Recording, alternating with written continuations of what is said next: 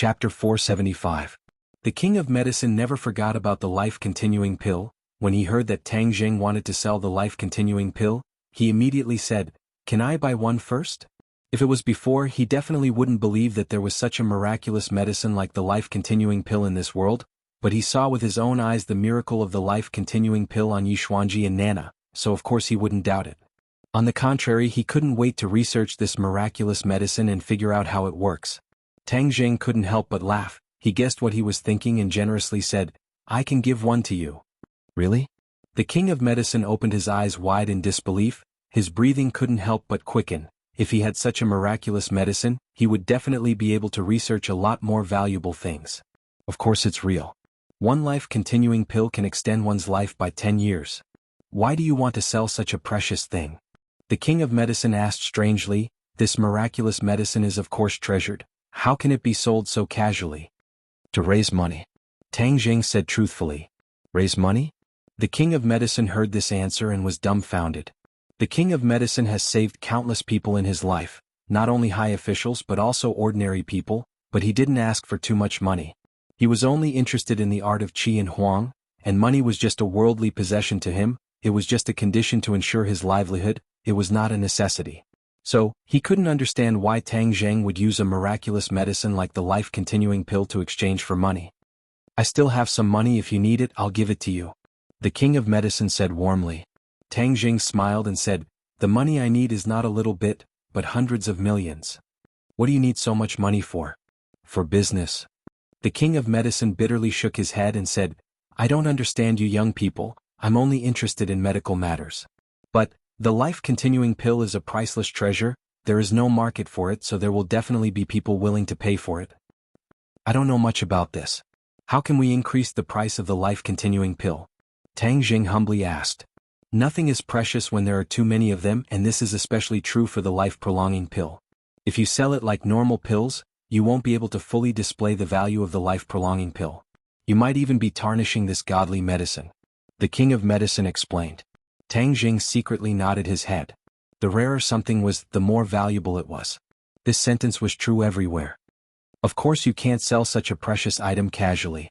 Besides, you're trying to raise money, so the highest bidder should get it. An auction is a good choice. Auction? Tang Jing couldn't help but recall the auction in the ordinary balance courtyard. He had obtained the 9 revolving pill furnace from that auction. That's right.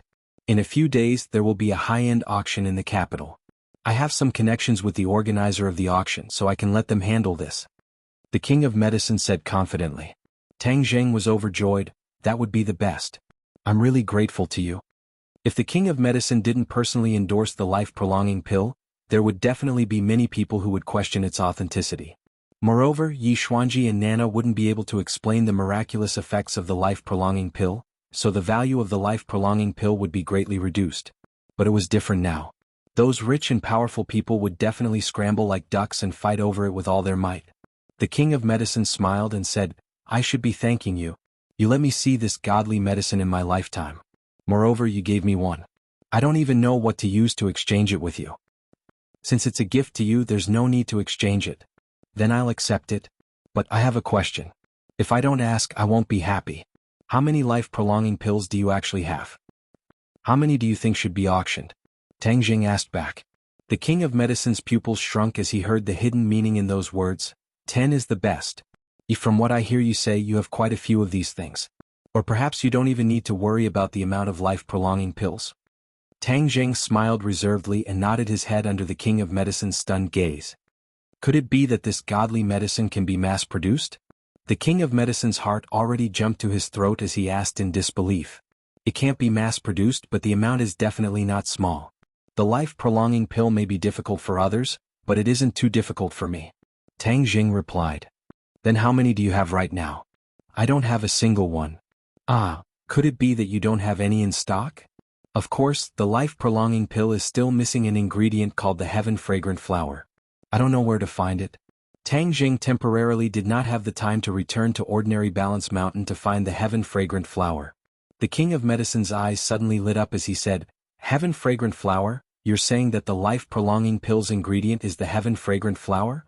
Why didn't I think that the heaven-fragrant flower would have such a miraculous effect?" The king of medicine impatiently wanted to obtain a life-prolonging pill to study, so he said, I can help you get the heaven-fragrant flower as long as you quickly refine the life-prolonging pill. Tang Zheng was overjoyed at the unexpected good news.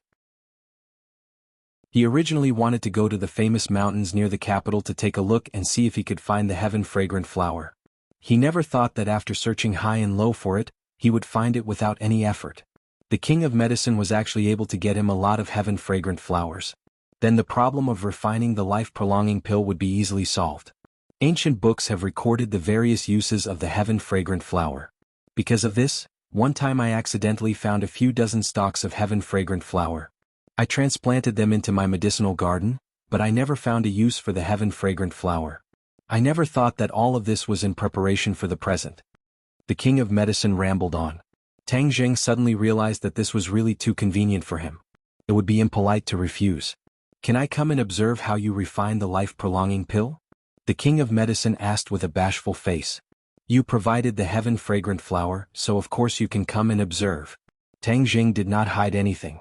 He was also not afraid that the king of medicine would learn it. This was because the average person would not be able to learn it. This was his unique alchemy technique. Even other cultivators may not be able to completely understand his alchemy technique. The king of medicine danced with joy. He was so happy that he was like an old child. His excitement was overflowing with words. Then can we begin now?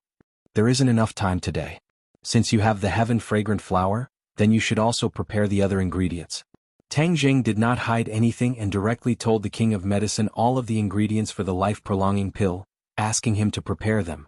After listening to the complete prescription for the life-prolonging pill, the king of medicine gasped for breath. He could not stop his heart from beating wildly. He had the illusion that he was about to suffocate. This prescription was a priceless treasure. The king of medicine stared at the prescription with shining eyes. He looked at it again and again as if he wanted to firmly engrave it in his mind. After a long time, the king of medicine reluctantly put the prescription into his pocket and finally let out a sigh of relief. The king of medicine was very grateful towards Tang Zheng's magnanimous action. He also admired Tang Zheng from the bottom of his heart. This made him even more determined to make Tang Zheng's auction perfect. In fact, Tang Zheng certainly knew that this prescription was extraordinary. However, without the assistance of true energy and true fire, the ingredients would still be the same. They would not have much effect. It was impossible for an ordinary person to replicate it. I can prepare these ingredients immediately. When will you start refining? 2 days later. I have to take the final exam in 2 days. Okay, I will definitely be ready in 2 days. I will leave first. Seeing the king of medicine leave in such a hurry, Tang Zheng's face curved. It seemed that the money Mu Hongyan and the others needed was solved. In the next 2 days, Tang Zheng was completely immersed in the final exam. Yenqing University was full of talents, and there was no lack of geniuses. Of course he could not be careless. However, his ability to sharpen his spear at the last minute was extraordinary. Therefore, after a few rounds of exams he felt very good about himself. After leaving the examination room, he was surrounded by the members of room 502. The winter vacation was coming soon. Everyone had to go home and find their mothers. Before leaving they organized a dinner party. There were a lot of people at this dinner party. Except for Yi Dingdang who was still recuperating at home, the members of room 502 and Yi Dingdang's roommates, and even Feng Yong from another school were called. As soon as Feng Yong saw Tang Zheng he could not wait to shout. He hugged Tang Zheng and shouted, "Boss, did you abandon me? I haven't seen you since I came back from Dianan. I miss you so much." When the others saw this they laughed. "Boss and you two are gay. Do you want us to leave for a while?" "Go, you guys are gay. Boss and I have the purest friendship," Feng Yong retorted. However, Li Fangfei had a different opinion. "Feng Yong, did you do something to let Hao Dan down recently that made her angry? I see that she's been sulking all day." The moment these words came out, everyone's attention was attracted to Feng Yong. Sinosaurus hugged Feng Yong's shoulder and chuckled. "Feng Yong, you can't have gone outside to attract bees and butterflies, right? Amazing, you're preparing to be on par with Lao San." Tang Zheng rolled his eyes speechlessly. What did he mean by, on par with him? He was really being shot even when he was lying down. "Feng Yong, our Hao Dan is so cute. I don't know how many people are chasing after her, but she rejected them all and focused on you. If you dare to attract bees and butterflies outside, we will definitely not let you off," Li Fangfei said indignantly. Feng Yong shouted with a face full of bitterness. I'm wronged. I'm even more wronged than Dou-yi. I'm wholeheartedly devoted to Hao Dan. Furthermore, I'm so busy every day that my feet don't touch the ground. How would I have the time to attract bees and butterflies? Then why is Hao Dan so sulking all day? Hao Dan, you tell us, what bad things did he do? Today we'll be the judge for you. Li Fangfei said aggressively. Tang Zheng's interest was piqued. From his point of view, Feng Yong was not a half-hearted person. Furthermore, this concerned the happiness of his brothers, so he could not be careless. Thus he said, Hao Dan, tell us the truth. We'll be the judge for you. Feng Yong saw that Tang Zheng also said the same thing and cried out that he was wronged. However, after being glared at by Tang Zheng, he obediently lowered his head. Hao Dan glanced at Feng Yong and hesitated for a long time before saying shyly, he often goes to those shady places. Shady places? Everyone was dumbstruck. Wang Shiji exclaimed. Feng Yong, you can't be going to the brothels and looking for women to discuss their physiological problems, right? Sinosaurus cried out. Feng Yong, Hao Dan is so beautiful. You actually went to those places when you have such a beautiful girlfriend. Is there something wrong with your head? Li Fangfei and Lu Xian's faces flashed with embarrassment as they scolded him. Feng Yong, you are indeed not attracting bees and butterflies. However, this problem is more serious. Do you know? Are you worthy of Hao Dan? I'm not. Feng Yong shouted, his face and ears turning red. You must believe me. How can I be that kind of person? Boss, we've known each other for so long. You must believe me. Chapter 476. Looking at Feng Yong's flushed face and anxious expression, Tang Zheng advised, I still believe in Feng Yong. There must be a misunderstanding here. Everything will be fine after we clear things up. What's there to say about going to those places? Hao Dan, did you see him go there with your own eyes? Hao Dan's eyes were red as she nodded gently. He didn't just go to one place. He went to many places. Hao Dan, you've really misunderstood me. Yes, I've been to a lot of sex shops and even some red light districts, but I haven't done anything bad. I went there for work.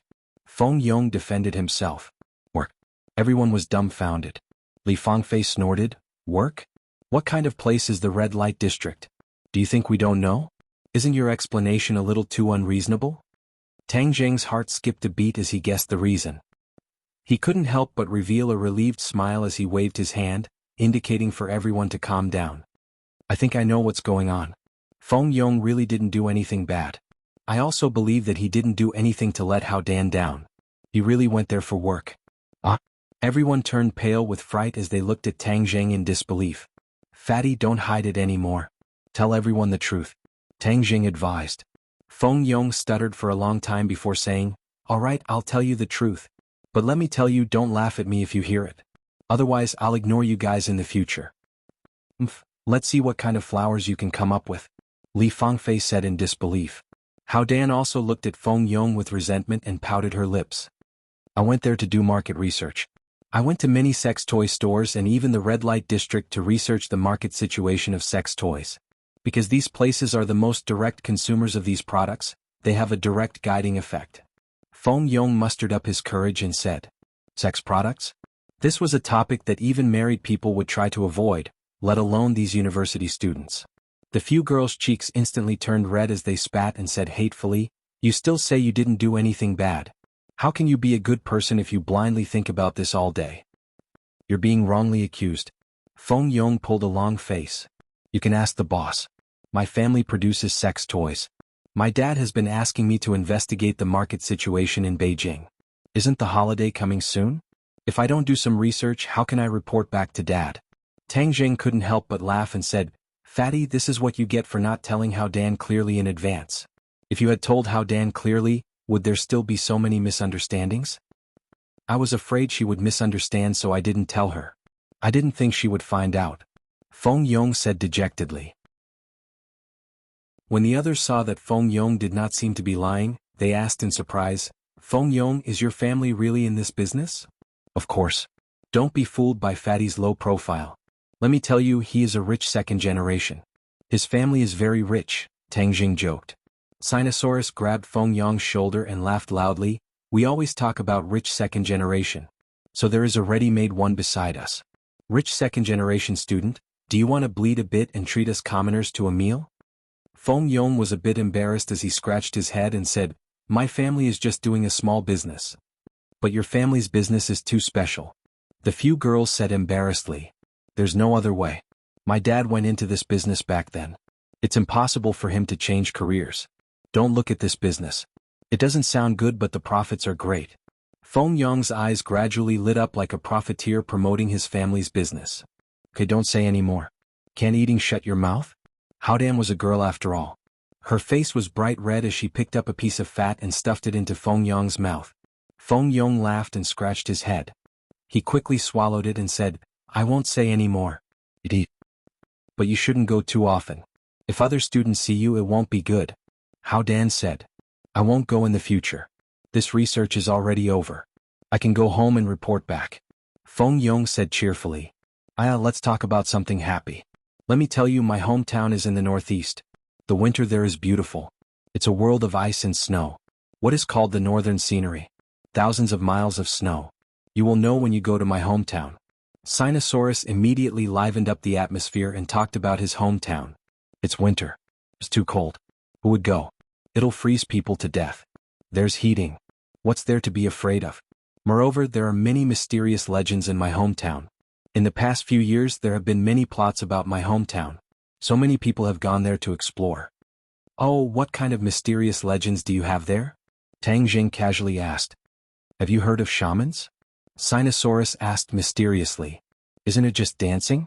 I heard that the Northeast has a lot of these kinds of swindlers." Several people said disapprovingly. Sinosaurus curled his lips and said, "Dancing is mostly a lie. But shamans are different. I heard from the elders in the village that shamans can really invite gods to possess their bodies and thus have all kinds of magical powers." "Have you seen it before?" "I would like to see it, but I don't have the opportunity," Sinosaurus said disappointedly. Tang Jing's heart moved. Could it be that shaman techniques were also related to cultivators? However, Sinosaurus didn't know too many details and also had no way to verify it. Everyone chatted and laughed. When the meal ended, some people directly boarded the train home. The campus suddenly became deserted. Tang Jing wasn't in a hurry to leave. He first went to Lu Qingmei's house to see Nana and Lu Qingmei. He made an appointment with Nana to bring her back to ordinary balance to see her mother in a few days. Then he went to the King of Medicine's medicinal garden in the suburbs. The King of Medicine had already been waiting for a long time. When he saw Tang Jing, he hurriedly welcomed him in. There were usually a few medicine farmers in the medicinal garden, but the King of Medicine had already temporarily asked them to leave. This was because refining the life-continuing pill was an important matter. Unrelated people must stay away. Come take a look. This is the heavenly fragrant flower. Is it enough to refine 10 life-continuing pills? The King of Medicine pointed at the 10 delicate little flowers in the medicinal garden and asked. It's more than enough. In the past, one heavenly fragrant flower was able to refine 3 life-continuing pills. Now that Tang Jing's cultivation was higher and his attainments in alchemy were deeper, one heavenly fragrant flower should be able to refine more life-continuing pills. The King of Medicine let out a sigh of relief and happily said, "That's good. I have already prepared according to your request. Please." In a quiet secret room, the King of Medicine stared at the 9 revolving pill furnace that appeared out of thin air. His heart couldn't help but fiercely beat. This was a new field that he had never encountered before. The nervousness and excitement in his heart was indescribable. Tang Jing was familiar with the process. His finger pointed at the 9 revolving pill furnace and a ball of true fire flew into the furnace and wrapped around the herbs. In an instant, the essence of the medicinal herbs was refined and turned into a ball of water droplets. The King of Medicine's mouth almost fell to the ground. This was alchemy? It was completely different from his understanding of alchemy. This method was much faster and more mysterious. The King of Medicine's mouth was bitter. He gradually understood how unrealistic it was for him to want to learn alchemy. There was no way for him to replicate such a method. Even the spell of true fire left him in the dust. Tang Jing calmed himself down and concentrated on refining the pills. He casually tossed the 3 heavenly fragrant flowers into the 9 revolving pill furnace. A strange fragrance instantly filled the entire secret chamber. The 9 revolving pill furnace quickly rotated. The carvings on the furnace were very lifelike. It was too much for the eyes to take in. Traces of spiritual energy poured into the furnace from all directions. This is too magical. The King of Medicine finally couldn't help but mutter to himself. Actually, as long as you know the principle, it's not that difficult. Tang Jing said with a smile. It's really not difficult for those who know, but those who don't know. Everyone treats the life-continuing pill as a godly medicine. I never thought that the refining process would be so simple. The king of medicine sighed. The corners of Tang Jing's mouth rose as he smiled. After a long time, the 9 revolving pill furnaces' rotational speed slowed down. The dazzling true fire was also extinguished. Inside the 9 revolving pill furnace, a dense fog rose up. It was impossible to see the exact situation inside the furnace. This was a scene that didn't occur last time. It was clear that Tang Zheng's alchemy skills had improved. Tang Zheng's face lit up with joy. Even though he hadn't seen the real result, he could already smell the refreshing fragrance inside the furnace. Just a light sniff would make him feel as if he was floating in the air. This time the life-continuing pill's quality is even higher. I'm afraid it won't just extend life by 10 years. Tang Jing pondered. Is it done? The king of medicine nervously asked. Tang Jing nodded. With a wave of his hand, a gust of wind blew into the furnace. The dense fog dissipated and the scene inside the furnace was revealed. 15 life-continuing pills were quietly lying at the bottom of the furnace. This was the king of medicine's first time seeing the life-continuing pill. His breathing involuntarily quickened as his eyes stared straight at the life-continuing pill. He cried out in surprise, "I've finally seen it. I've finally seen the life-continuing pill." Seeing his crazed appearance, Tang Zheng couldn't help but laugh. He took out the life-continuing pill and gave 11 to the king of medicine. He said, "These are for you. 10 of them will be auctioned and the other one is for you." The king of medicine stood there in a daze, forgetting to react. Tang Jing directly used a small bottle to store the life-continuing pill and placed it in the king of medicine's palm. He said, "Take it. Don't be in a daze. The life-continuing pill can only be refined this way. Normal methods cannot be done." A miracle. This is a miracle. The king of medicine's lips trembled as he spoke intermittently. Suddenly, his eyes lit up as he stared straight at Tang Jing. "I've lived for most of my life and thought that I had already made some achievements in the field of medicine. Now I understand that I was just a frog in a well. This is the way I've always dreamed of." After pausing for a moment, the king of medicine's eyes became even more passionate. Tang Jing felt as if he was looking at a great beauty and couldn't help but laugh. Chapter 477. Even though Tang Jing had been calm for a long time, when he saw this scene he was really shocked. He subconsciously took 2 steps back and asked, "King of medicine, what are you doing? Get up quickly." The king of medicine looked determined and did not move. He said, "Tang Jing, I want to be your apprentice and ask you to teach me the art of alchemy." Tang Jing was stunned. The king of medicine actually wanted to be his apprentice. No one would believe it if he said it. The king of medicine was already the top figure in the country, but he wanted to be Tang Jing's apprentice. This would probably be the most explosive news in the circle. Looking at his burning and determined eyes, Tang Jing instantly understood his thoughts. The king of medicine was a person with a pure mind. He tirelessly pursued the way of curing diseases and saving people, so he did not hesitate to be Tang Jing's apprentice. Tang Jing quickly grabbed the king of medicine's arm and gently lifted it. The king of medicine did not want to get up, but he was lifted up by a strong force. The king of medicine quickly said, "I'm serious. I really want to be your apprentice." Tang Jing did not know whether to laugh or cry. He said, "Don't make it difficult for me. If I knew you would do this, I would have asked you for help. No, this is what I really want. Please help me. But you have been famous for a long time. If I take you as my apprentice, won't it make the world laugh and laugh at me? It will also damage your reputation." Tang Jing persuaded earnestly. The king of medicine did not appreciate it and said, "What's the use of that false reputation? What I seek is profound medical skills, not undeserved fame." Seeing that he was so stubborn, Tang Jing took out his trump card and said in a deep voice, "You also know that I am a cultivator, and this is the world of martial artists. In this world, you don't know how many people want to take my life. The Chu family, the Song family, and even the Ye family are all eyeing me covetously. They can't wait to eat me alive. If you worship me as your teacher, you will only bring disaster to yourself." So what if it's a monk-killing disaster? As the ancient saying goes, if one hears the Tao in the morning, one can die in the evening. As long as he could learn alchemy, so what if he became a cultivator?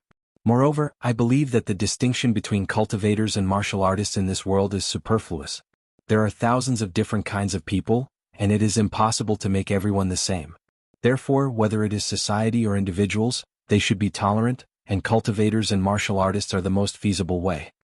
Hearing the king of medicine's eloquent words, Tang Zheng's face became serious. These words undoubtedly expressed his inner thoughts. The fundamental reason why Tang Zheng was unwilling to let cultivators return to this world was that cultivators and martial artists were not compatible. A great war was bound to break out between the two sides, and at that time many people would lose their lives. He often wondered why the two sides could not coexist. This was his point of view as a contemporary. He was a person who started cultivating halfway, and from the beginning to the end, he had never been instilled with the idea that cultivators and martial artists were incompatible. Therefore, his mentality was the most tolerant. King of Medicine, are you really not afraid that after becoming a cultivator, you will be ostracized and hunted down? Tang Zheng asked particularly seriously. The King of Medicine shook his head firmly. Of course not, I am willing to become a cultivator. This was the first time a martial artist was willing to become a cultivator. The King of Medicine's martial arts cultivation was not weak, and if he practiced magic, it would definitely be very difficult. Unexpectedly, the King of Medicine still did not care and said confidently, "In my life, the one thing I am least afraid of is difficulty. The more difficult it is, the more I will face it. Master, please accept a bow from your disciple." Saying this, he broke free from his hands and with a plop, knelt in front of Tang Zheng. Without waiting for Tang Zheng to object, he directly kowtowed 3 times, which could be considered the ceremony of becoming a disciple. Tang Zheng wanted to refuse, but it was too late. In the beginning, the King of Medicine wanted to accept him as a disciple and teach him medicine. Who would have thought that at this moment, the two people's identities would be swapped? Tang Zheng was not a wishy-washy person. Since the conditions were right, then he would let nature take its course and said, "Since you insist, then I will no longer refuse. I will teach you the art of alchemy, but before that you must first practice a cultivation technique. When you reach the 3rd grade refining qi, then you can refine pills." The King of Medicine was extremely excited and hurriedly nodded, "I will definitely work hard to practice. Master, please check on me at any time." Hearing him call him master, Tang Zheng still could not get used to it and still felt a little awkward. It must be known that the King of Medicine was old enough to be his grandfather, but now he had actually become his disciple. If Tang Dehai knew about this, he would definitely reprimand him for being absurd and reckless. Since he had taken in a cheap disciple, Tang Zheng could not just take the good name, he also had to give the other person benefits. Thus, he organized a cultivation technique for the King of Medicine to practice. Other than the ancient Clear Heaven Scroll, Tang Zheng only knew the cloud water technique that Fang Shishir practiced. The cloud water technique was a technique that was specially made for women. It was too feminine and was not suitable for the King of Medicine. At the moment he did not have a suitable method, so Tang Zheng only organized a set of techniques based on the ancient Clear Heaven Scroll. It was not very powerful and could only be considered a beginner. In the future, when he found a suitable technique, he would pass it on to the King of Medicine. Generally, when acknowledging a master, of course, a gift would be given. Tang Zheng pondered for a moment. He did not have any extra treasures, and other than the life-continuing pill, there was nothing else that he could take out. Thus, he simply gave the remaining 4 life-continuing pills to the King of Medicine. "This is a meeting gift for you. Remember, you can only eat 1 at a time. Too much is harmful," Tang Zheng warned. The King of Medicine nervously said, "Master, this is too precious. I cannot accept it." "King of Medicine, since you have already acknowledged me as your master, then you have to listen to my orders, right? I order you to accept it," Tang Zheng firmly said. The King of Medicine was suddenly startled. He could only accept the 4 life-continuing pills. However, he could not hide the expression on his face. Tang Zheng believed that he would definitely carefully study the life-continuing pills, but Tang Zheng did not mind. "Master, the auction is in 3 days. When the time comes you should also go," the King of Medicine said. "Okay." Tang Zheng also wanted to personally see what kind of price the life-continuing pills could fetch. Thus he gladly agreed. Tang Zheng left. This trip could be considered an unexpected harvest. Although it was unexpected, Tang Zheng threw this matter to the back of his mind in the blink of an eye. If it was anyone else, they would probably be so excited that they would not be able to sleep. He discovered that his personality and mentality had imperceptibly undergone many great changes. Normal people would think that things were impossible or unimaginable, but he was able to calmly accept them. For example, this time's apprenticeship. The sky gradually darkened. Tang Zheng had already left the capital and disappeared into the boundless mountain range. To the north of the capital was a natural moat. In ancient times, it was a place that military strategists would fight for. If the ethnic minorities outside the pass wanted to enter the pass, they would have to enter through this natural moat. Thus, every few years there would be a series of battles here. There would be countless deaths and injuries. It was said that there were several graves near this pass. In ancient times, prisoners of war would not receive the same treatment as they do in modern times. They would often be subjected to inhumane torture and even be buried alive. Tens of thousands of people being buried alive. This scene, just thinking about it, made one's scalp numb. When Tang Zheng approached the pass because of the mountain range, it was dark all year round. In addition, it was currently evening, so he could clearly feel the cold wind blowing in from all directions. The yin qi is dense. No wonder Tian Chanzi chose to raise Huang Xiang here.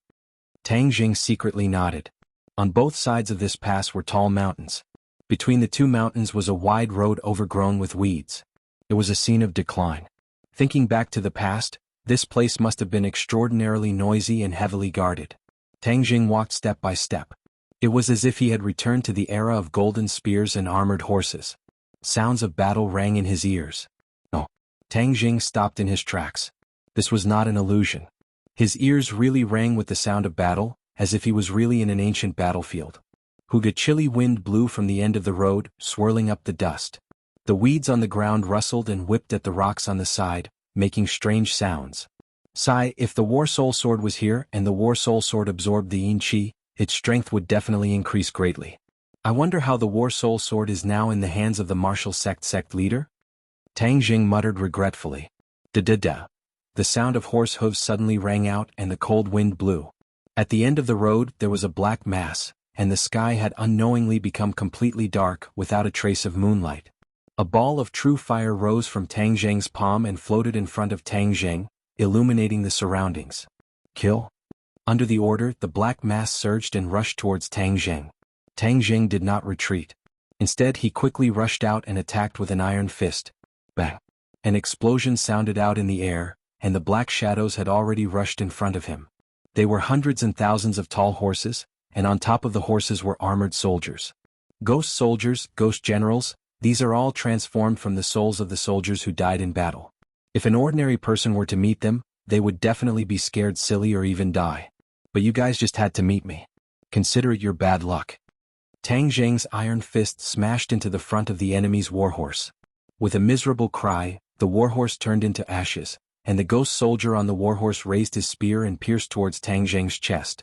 Tang Zheng's hand was as fast as lightning. He grabbed the spear and shook it fiercely, causing the ghost soldier to be sent flying. Tang Zheng held the spear in his hand and swept it out, like an angry dragon emerging from the sea. A large number of ghost soldiers on the warhorse turned into yin qi and dissipated. Although the enemy had the advantage in numbers, it was still a piece of cake for Tang Zheng. Tang Zheng's cultivation was much higher than theirs. The number of yin soldiers gradually decreased, but not a single one of them ran away. Instead, they continued to attack as if they wanted to use a war of attrition to exhaust Tang Zheng to death. Tang Zheng began a massacre step by step, leaving behind traces of dense yin qi. When Tang Zheng was about to reach the end of the road, there were not many enemies left.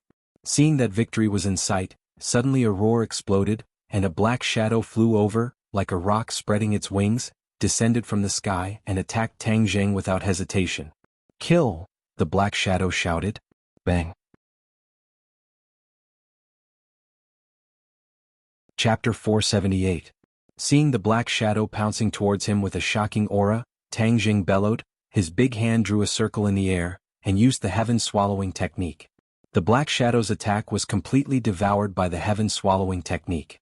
Tang Zheng soared into the air, his fingers closed together, using his hand as a sword, he pierced towards the black shadow's eyes. The black shadow flipped backwards and dodged the attack, while Tang Zheng's hand directly pierced into the mountain wall, causing stone fragments to fly everywhere. The black shadow flipped his hands and a ghost head blade appeared in his hands. Whoosh! The ghost head blade slashed downwards, opening and closing wide. It was exceptionally tyrannical. Tang Zheng blocked the ghost head blade with one move, while his other hand used the heaven-flying immortal sword technique, accurately stabbing into his opponent's body. Ding! Sparks flew, and the sound of metal striking stone suddenly rang out. The Black Shadow's body was actually as hard as a boulder, and was not damaged in the slightest. Tang Zheng was someone who had cultivated the chaotic Vajra spell before, so he understood very well how difficult it was for the body to reach such a level of toughness. The Black Shadow only retreated slightly after taking a blow, and the ghost head blade in his hand chopped down. Heaven falls and earth rends. Since the other party was not a good person, Tang Zheng did not hold back anymore. Using his hand as a sword, he used the fourth move of the Heaven Flying Immortal. Degrees Celsius because bang. The ghost head blade was sent flying by this attack, and Tang Zheng's finger cut a large hole in the Black Shadow's chest, forcing the Black Shadow to stop. Huang Xiang. Tang Zheng finally saw the Black Shadow's face clearly. It was actually the Huang Xiang he was looking for. His cultivation was much higher than the last time they met in the capital. He was at least at the third stage of the Anidia stage, which was equivalent to the third stage of the pre-celestial stage. In addition, Huang Xiang's body was much stronger than an ordinary person's, and his fighting strength would far surpass that of a pre-celestial stage martial artist. Huang Xiang no longer had any intelligence, so his attack just now was instinctive, so Tang Zheng immediately formed a few seals with his hands and slapped them into his mind. This way he would listen to Tang Zheng's orders.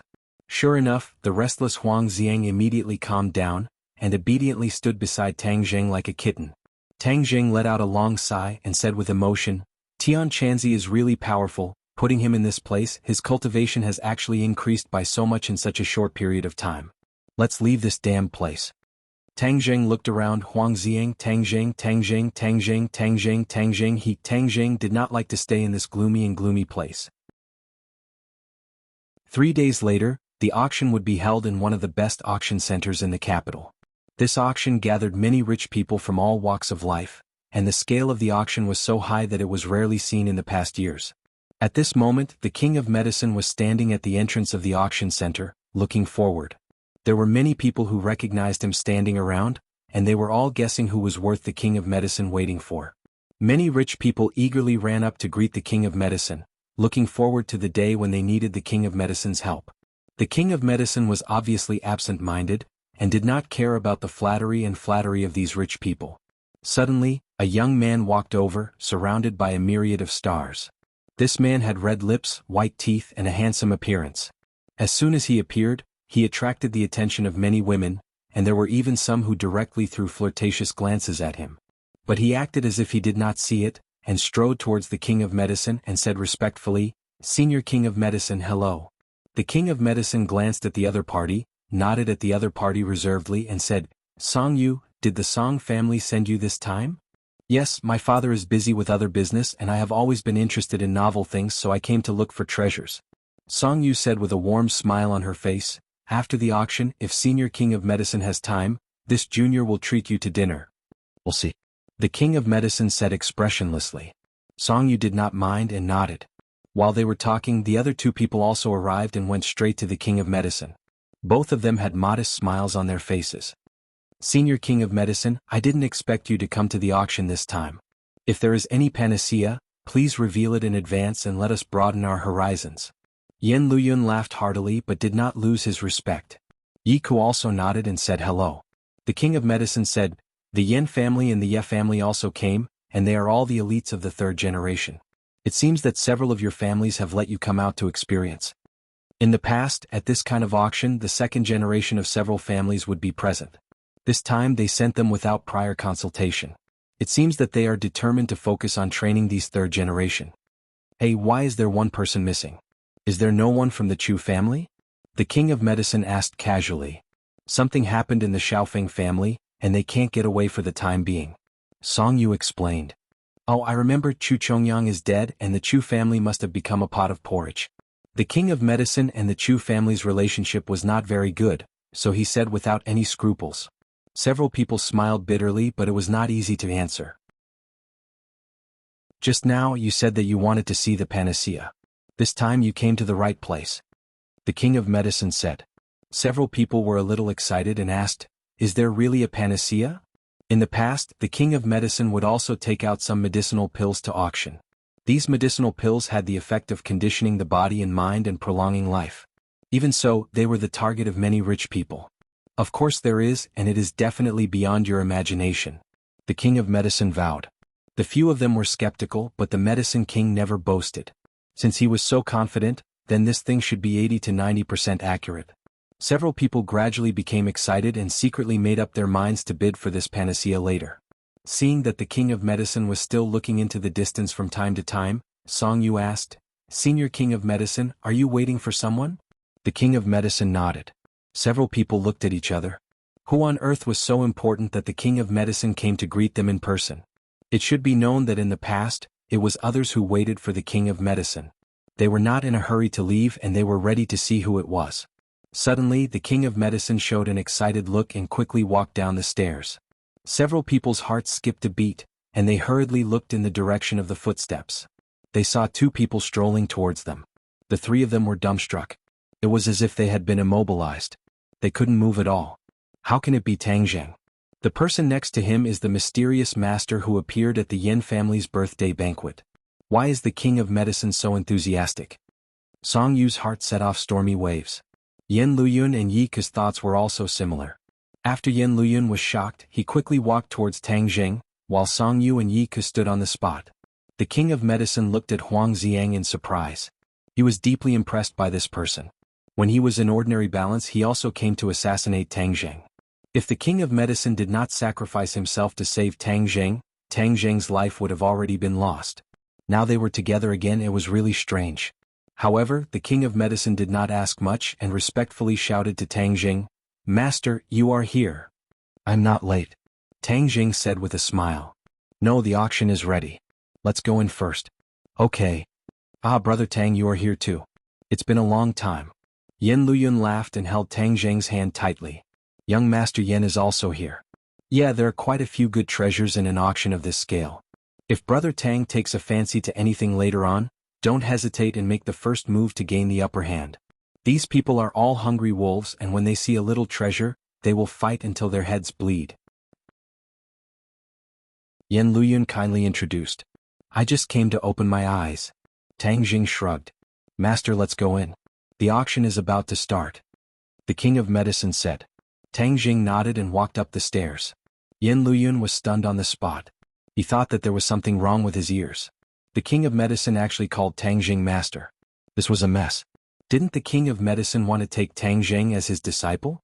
Why did he call Tang Zheng master instead? Yen Luyun followed with suspicion, but he was too embarrassed to ask directly. However, he found something strange. The king of medicine was really respectful to Tang Zheng, just like a disciple to his master. It was completely different from the last time they met. The world is in chaos. Yen Luyun shook his head hard and muttered in his heart. "Oh, young Master Song and young Master Yi are also here. I really let you down. I did not do as you wished and I am still standing here alive." Tang Zheng said with a smile, but his words were full of gunpowder. When Tang Zheng was injured and unconscious, these two people intended to harm him. He would not forget this grudge. Yi Ke awkwardly said, "Tang Zheng, there must be a misunderstanding. Your relationship with Ding Dang is not shallow. How can we want you to die?" "Yi, is it? If you don't want people to know, then don't do it. I remember everything that the two of you have done in my mind." Tang Zheng pointed to his head and said with a cold smile. Song Yu said with an ashen face, "Tang Zheng, when we met for the first time in ordinary balance, it was also at the auction. I still remember that you bought a pill furnace. I never thought that you, who was not amazing at that time, would achieve today's achievements in a short period of time. You have stirred up turmoil in the capital. If you had known earlier, I am afraid that you would not have lived until today." Song Yu and Tang Zheng had deep grievances. Therefore there was no false civility at all. They were directly opposed to each other. "Young Master Song, if you want to kill me, then do it. Otherwise, why are you talking so much nonsense? Moreover, at the martial arts convention I was plotted against. I have not yet found the person behind the scenes. If I find out who did it, do you think I will let him go?" Tang Zheng asked. Song Yu's heart thumped, but she did not show any difference. She said lightly, "Is that so? Then I wish you to find the real culprit behind the scenes as soon as possible." Seeing that Song Yu did not have the slightest difference, Tang Zheng could not determine whether this matter was done by him. Moreover, he had just killed Chu Chongyang. At this time, if he killed Song Yu, he would really become the target of public criticism. Even if he knew that the other party did not have good intentions, Tang Zheng could not do it like this. "Master, let's go in. The auction is about to start," the king of medicine advised. Tang Zheng nodded, snorted, and walked into the auction center, leaving only Song Yu and Yi Ke looking at each other. They also thought that they had heard wrong. How could the king of medicine call Tang Jing master? Chapter 479. Under the Medicine King's lead, Tang Zheng and Huang Xiang walked into the auction center, immediately attracting the gazes of many people. Everyone whispered to each other, trying to guess just who this person was, to actually cause the Medicine King to mobilize so many people. Tang Zheng glanced at the people seated in the hall. Every one of them had an extraordinary aura. He could tell that they were either wealthy or respectable people. However, he spotted two familiar faces in the crowd. Qi Shaoan and Old Wei saw him as well. They immediately stood up and walked toward him. Professor Qi, you're here too. Tang Jing greeted them with a smile. During this time, Qi Shaoan had been researching about the ancient times. This time he was specially invited by the organizer as a consultant. Given his status in the field of archaeology with him in charge, it was guaranteed that the antiques auctioned here would be authentic. Old Wei was indebted to Tang Zheng for helping him to bury the hatchet with Qin Badian. Otherwise, the 1,000-year-old blood jade he sold to Qin Badian would have costly Hongqing her life. If that happened, his antique shop would not be able to continue operating. Old Wei was very grateful to Tang Zheng. However, during this period of time, every time he asked Qi Shaoan to invite Tang Zheng out, Qi Shaoan would refuse, which made him feel strange. Young Master Tang, we finally meet again. I haven't thanked you properly for what you did last time. After the auction is over, you must come. I'll treat you to a meal.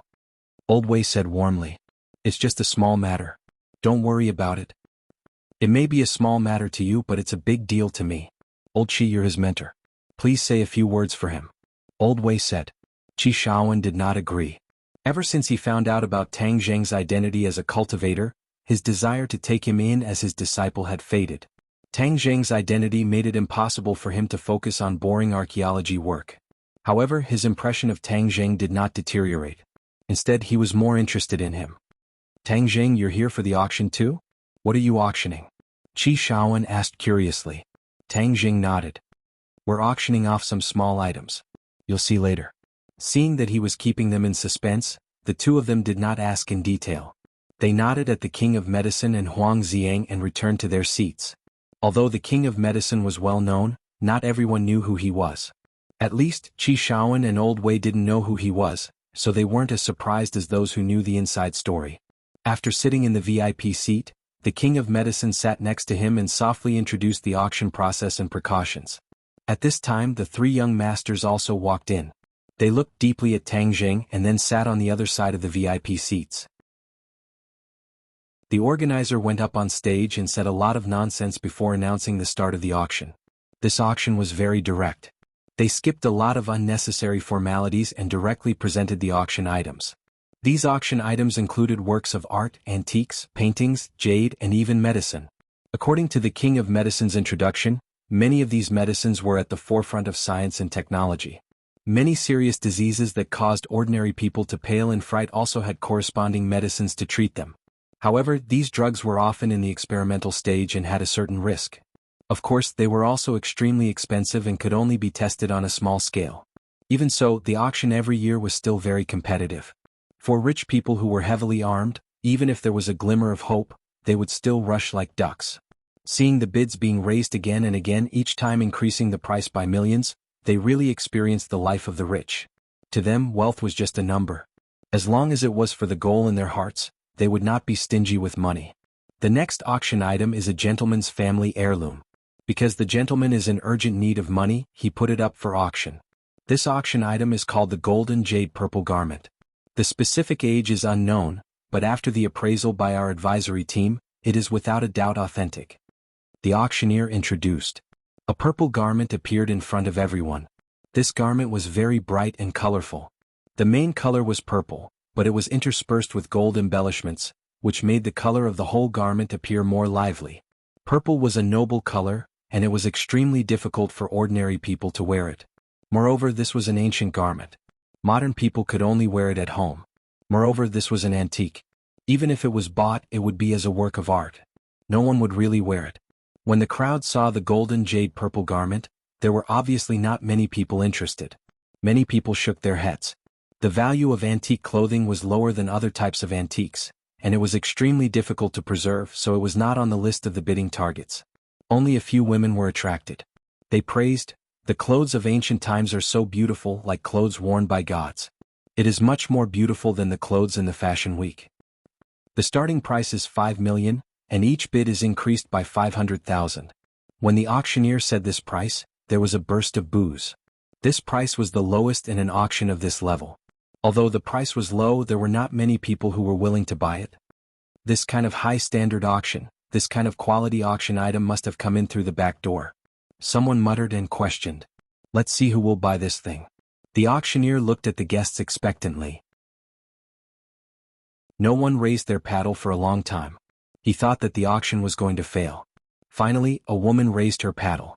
The auctioneer excitedly shouted, 5 million, this lady has bid 5 million, is there anyone who wants to go higher? This woman is a fashion designer. This must be bought for research. Someone recognized the bidder. Only they would be interested in this dress. After this bid, no one raised their paddle for a long time. Seeing this, the auctioneer shouted, 5 million going once. 5 million going twice. Just when he was about to shout 5 million 3 times, a person raised his paddle and increased the price. 5,500,000, this gentleman has bid 5,500,000, is there anyone who wants to go higher? The auctioneer excitedly said. There was really a spendthrift who increased the price. Everyone looked at the person who raised the paddle at the same time. It was a young face sitting in the VIP seat. Isn't this the young man who came in with the king of medicine just now? Why is he interested in this dress? Everyone murmured in their hearts, especially the 3 young masters. They couldn't help but sit up straight and stare at Tang Zheng with burning eyes. When the king of medicine heard Tang Zheng's bid, he was also surprised and asked, "Master, why are you interested in this dress?" Tang Zheng slightly raised the corner of his mouth and said calmly, "I am determined to get this dress." The king of medicine was slightly stunned and didn't know what he meant. He said, "The price of this dress is definitely not very high. If you like it, you can buy it." Of course, Tang Zheng wouldn't waste a few million for no reason. This golden jade amethyst dress was worth it. No, it was worth far more than a few million. Tang Zheng felt the fluctuation of spiritual power on this dress. This was a magic weapon and a black level one at that. However, this was a defensive magic weapon, not an offensive magic weapon. Even so, it was still worth a lot of money. It was useless to others, but it was of great use to Tang Zheng. When the designer saw someone increasing the price, she didn't raise her paddle again. Obviously, in her mind, this dress wasn't worth increasing the price. When the auctioneer saw this, he thought the auction would be over soon and directly shouted, 5,500,000 going once. But just as he finished speaking, a person raised his paddle. When the auctioneer saw the person who raised his paddle, he excitedly opened his eyes wide and even raised his voice. He shouted, "Young Master Song increased the price by 500,000, is there anyone who wants to go higher?" If Tang Jing bid for a small stone that fell into the lake at this moment, Song Yu's bid was like a big stone that fell into the water, creating a circle of ripples. Originally, some people were already drowsy, but at this moment, they immediately raised their spirits, held their breath, and looked at the golden jade amethyst dress again. They wanted to see what kind of treasure this was that it could even make the Song family take action. Everyone still hadn't seen the reason why, and Yi Ku also raised her paddle. Young Master Yi increased the price by 500,000. The auctioneer's voice trembled. This time, the most inconspicuous item actually aroused the interest of the two families, which was really unexpected. Before everyone could recover from their shock, Yan Luyun had also raised his paddle. This time, everyone sucked in a breath of cold air, thinking that today's trip was not in vain. To actually see the three great families interested in the same auction item at the same time, there was a good show to watch. Many people looked at Tang Jing regretfully. The three families had already taken action, so this person definitely had no hope. Tang Jing slightly frowned and glanced at the three people. He only saw Yan Luyun nodding and smiling at him, and the other two people had a cold face. Tang Jing did not hesitate to raise his paddle, and Song Yu immediately raised her paddle. Yi Ku and Yan Luyun followed closely behind. After that, the four people took turns to raise their paddles, and it became a competition. Others looked at this scene dumbfoundedly. Was this the willfulness of the rich? For a broken piece of clothing, the competition was so fierce that it had entered a white-hot stage. The auctioneer was also petrified. He had experienced many large-scale auctions, but there was no such situation. The four people seemed to be determined to get this golden jade amethyst dress, and they were rich and willful. 10 million. The auctioneer trembled and shouted this was really like a dream. Yan Luyun stood up directly and shouted, I will bid 20 million, I will give this golden jade amethyst dress to Brother Tang.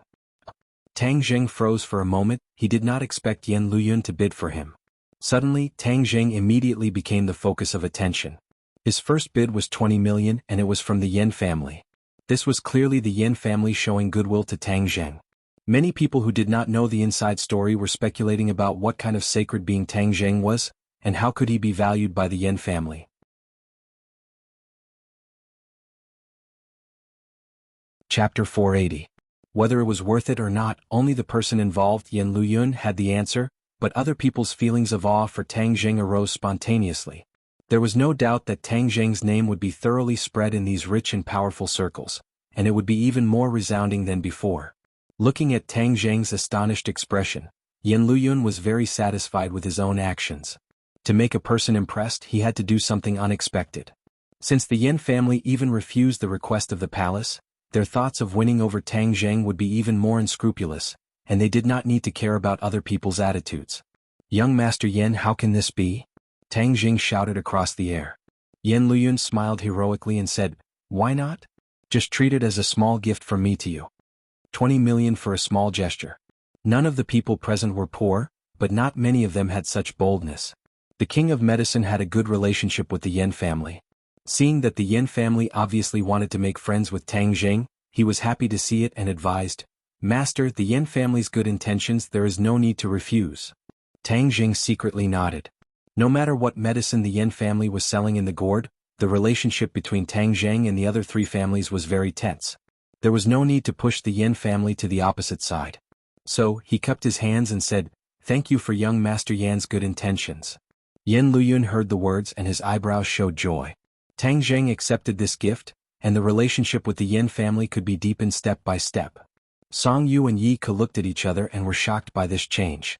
Was it really worth it for the Yan family to spend so much? Did they want Yan Luyun to succeed? Yi Ke's tight body softened and leaned on the chair. She did not intend to fight for it.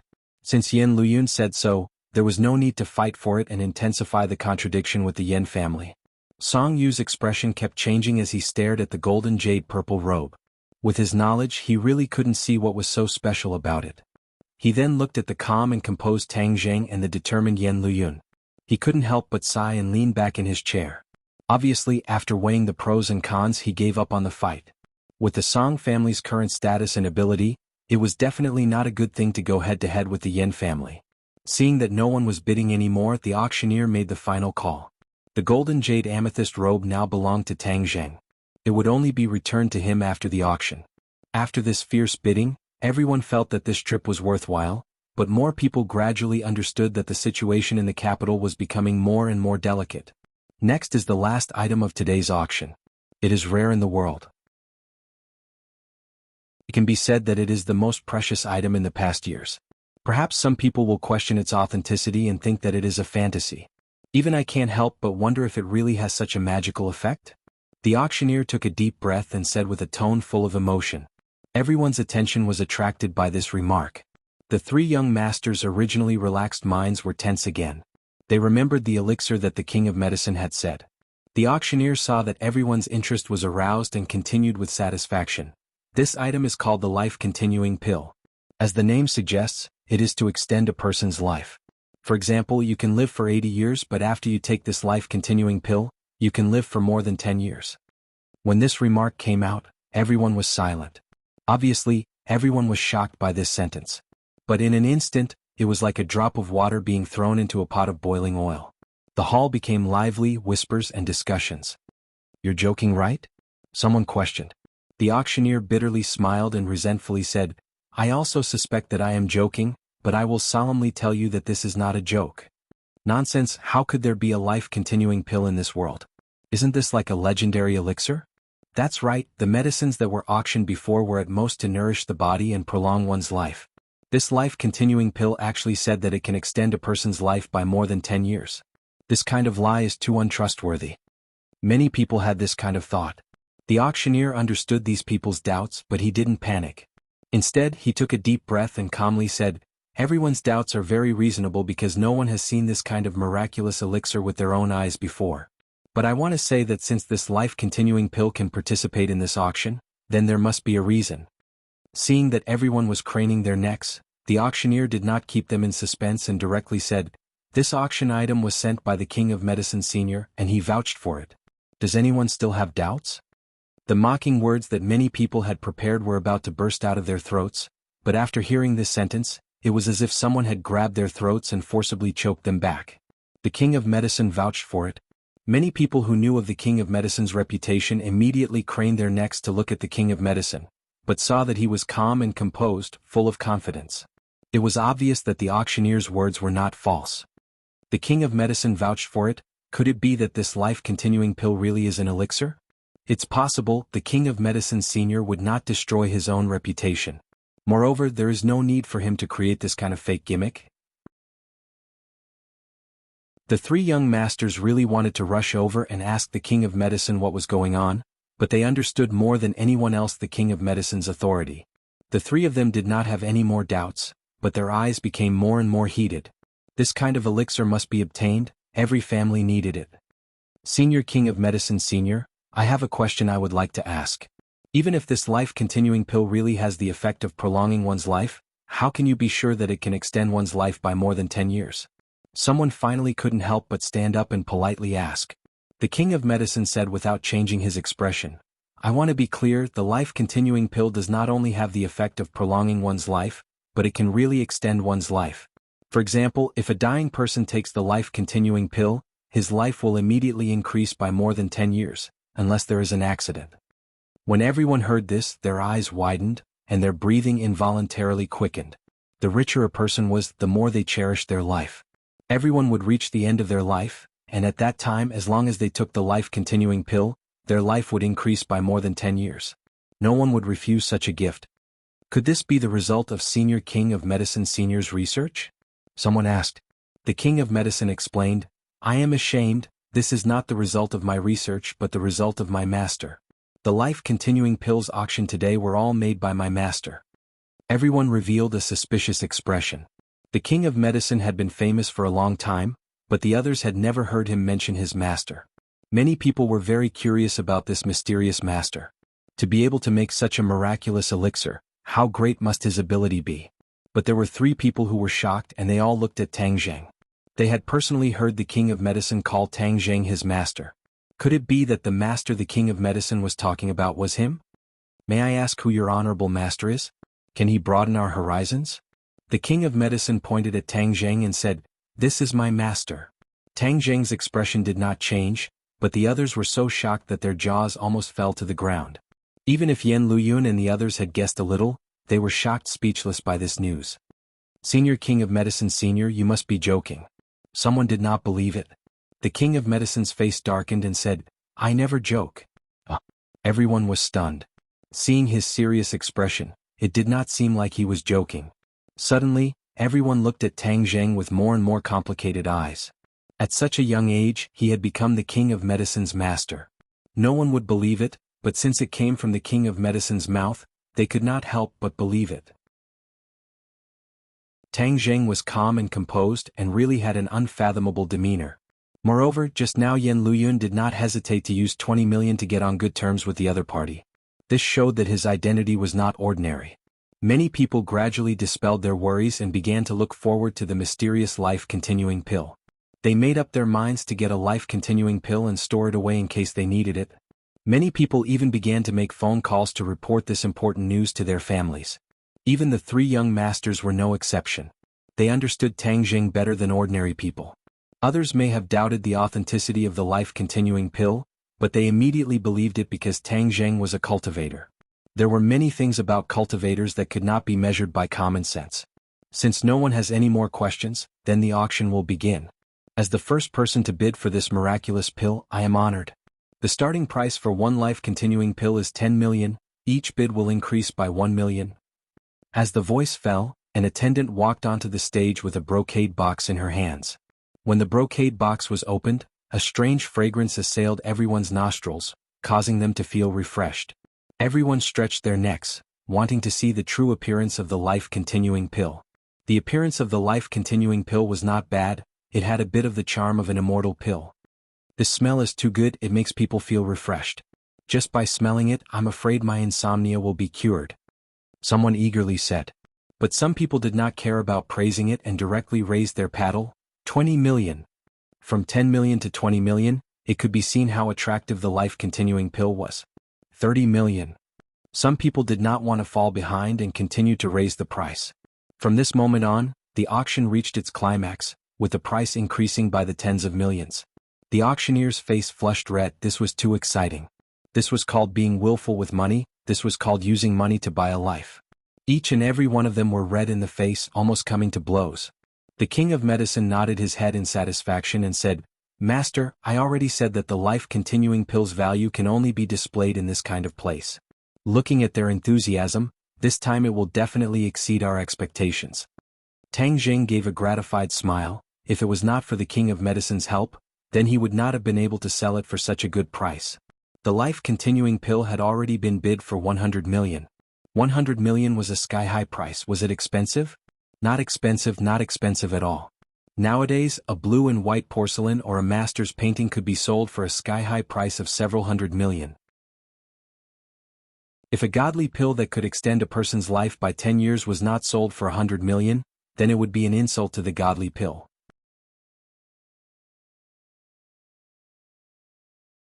Chapter 481. The bidding price had already soared to 200 million, but the rich people's enthusiasm did not diminish. The three young masters were finally unable to sit still. Song Yu suddenly stood up and loudly shouted, 300 million. Then, she looked at the others with an unkind expression. When the rich people who were originally full of confidence saw this, they subconsciously stopped. These rich people could compete with each other, but they did not have the background and strength of the large families.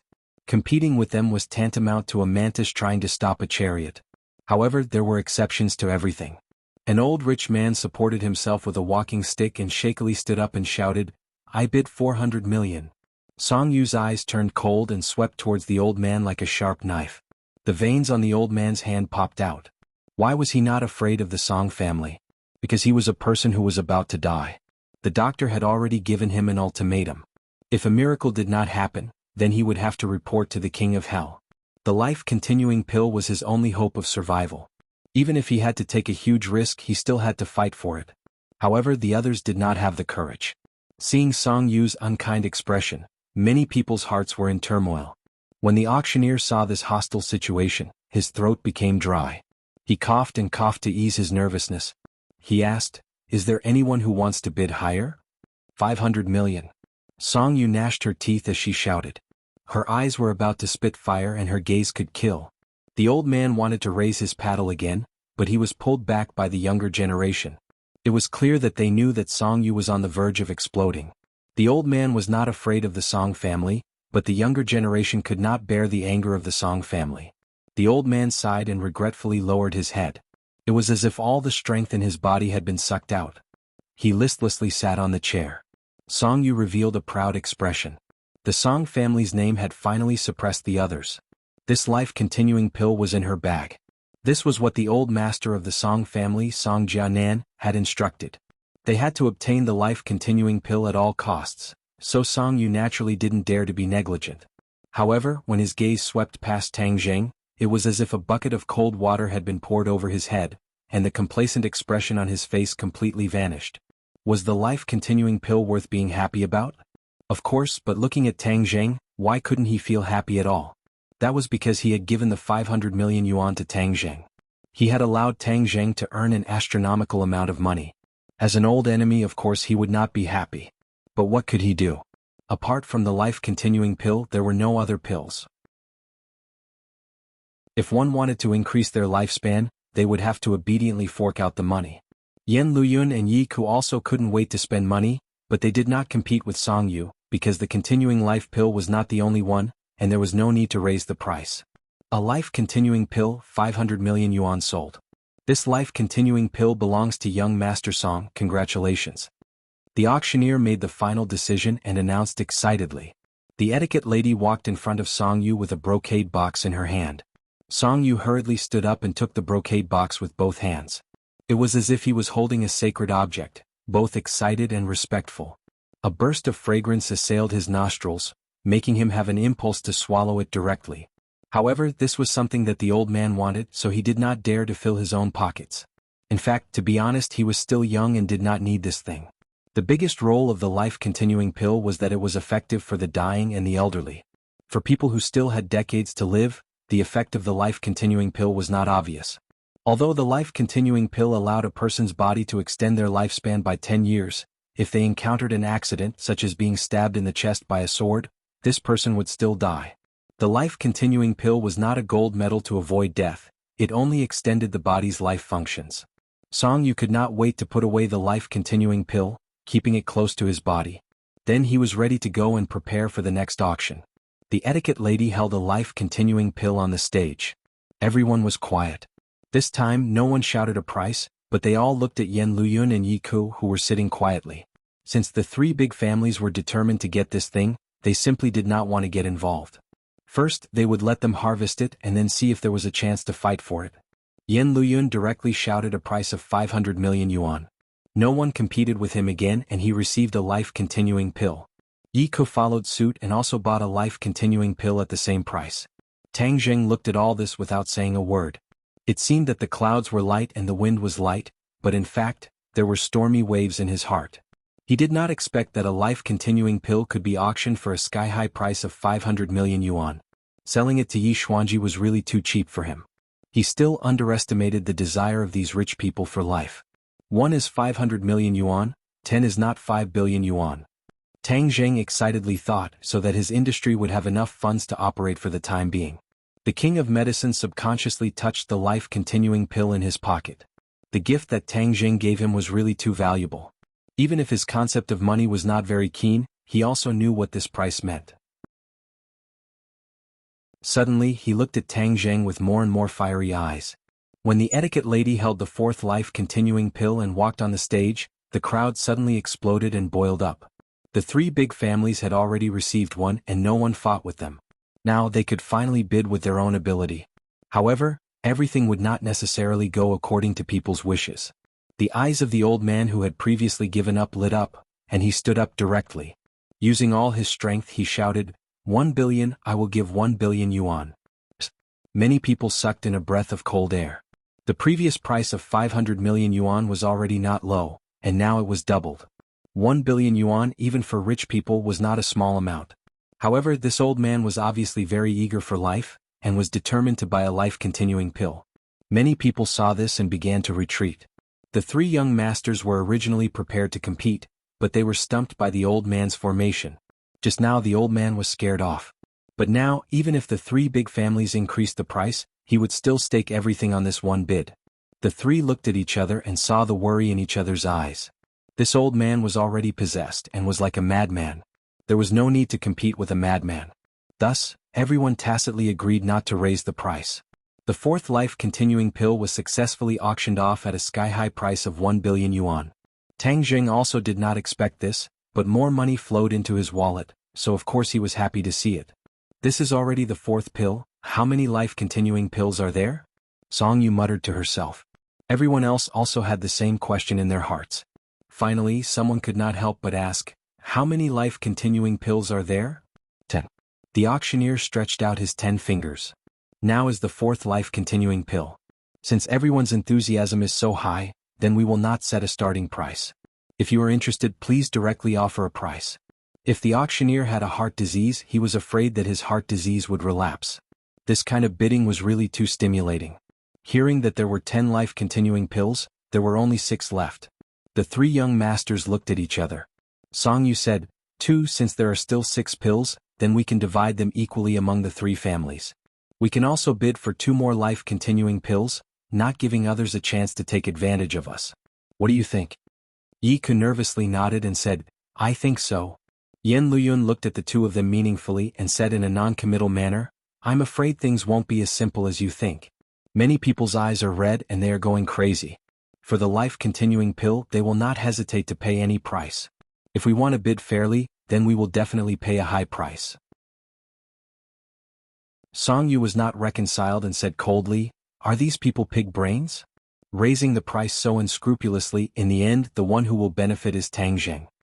Yan Luyun frowned and said, So what if Tang Jing benefits? He worked hard to refine the life-continuing pill, and he has indeed received the due return. Seeing him make a move for Tang Jing and not stingy with his praise, Yi Ke said with a heavy face, "Do you want us to be spendthrifts and bid for all of them at a sky-high price?" The old man bid 1 billion to succeed.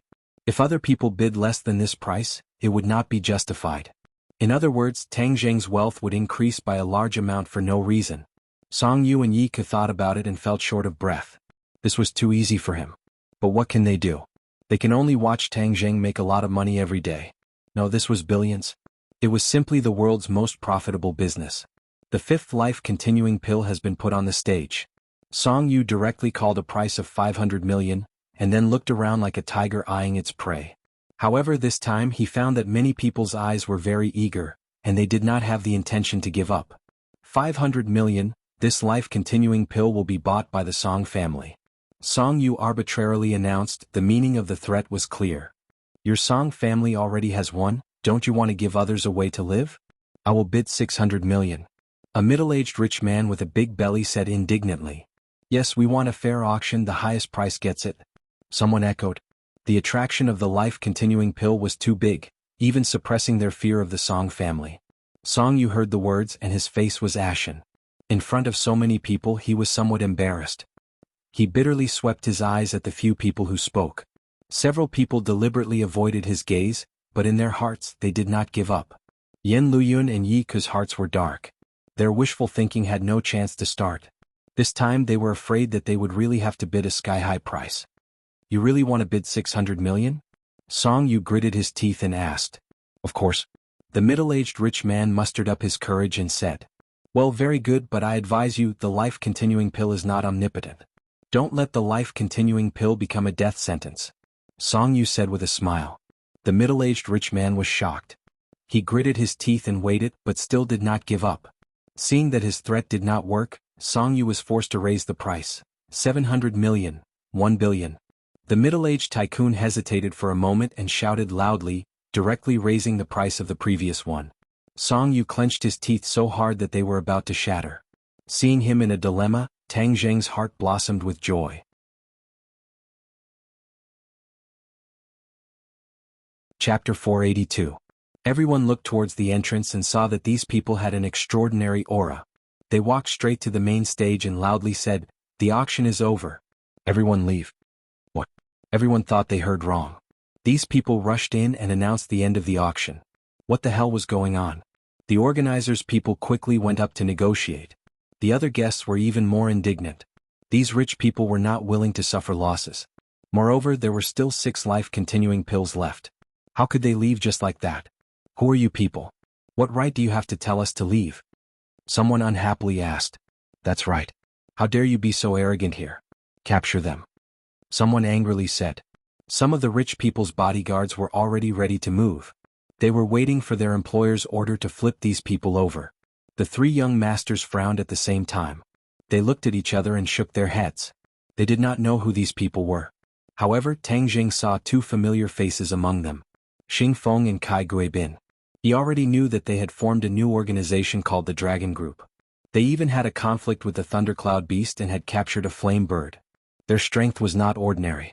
The Dragon Group broke into the auction. What were they doing here? Tang Jing muttered in his heart. He was slightly angry. This was related to his accumulation of funds. How could it be disrupted like this? The organizer was negotiating with Xing Feng in a low voice. Xing Feng had an arrogant expression on his face. The organizer lowered his head and announced, I'm sorry, everyone. This auction ends here. Please go back. What the hell? The auction is not over yet. How can it be over? Are you playing with us? Someone directly stood up and angrily said. The organizer looked at Xing Feng helplessly with a troubled expression. Xing Feng coldly snorted and waved his hand. You don't want to leave? Throw him out. One of the underlings walked towards the rich man. The rich man's bodyguard immediately stood up. However, before he could make a move, he was hit in the chest and flew out. He spat out a mouthful of blood and fell to the ground. The rich man was dragged out of the door like a dead dog. The others looked at all of this in shock. These were all people with status, yet these people actually treated them like this. They were going too far. Many people slapped their chairs and stood up. The crowd was agitated. Who are you? How dare you behave so atrociously here? Xing Feng sneered in disdain. Don't think that you can act all high and mighty just because you have some money.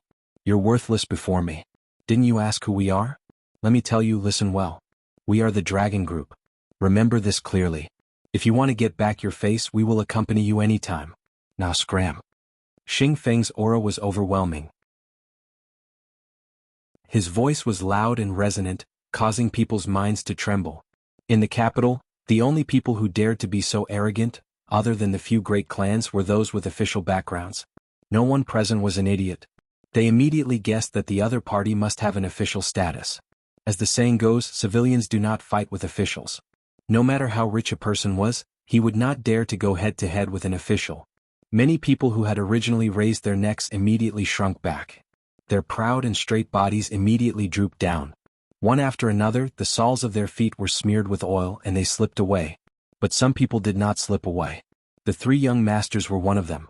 If the people of the three great clans also left with their tails between their legs, then wouldn't it ruin their own reputation? Song Yu stood up and went straight to Xing Feng. She asked, "How come I haven't heard of the Dragon Group?" Xing Feng glanced at Song Yu and said with a smile, "It turned out to be young Master Song. Nice to meet you. The Dragon Group was established not long ago, but in the future, the name of the Dragon Group will definitely be heard by everyone." Yin Luyun and Yi Ku also came to Xing Feng.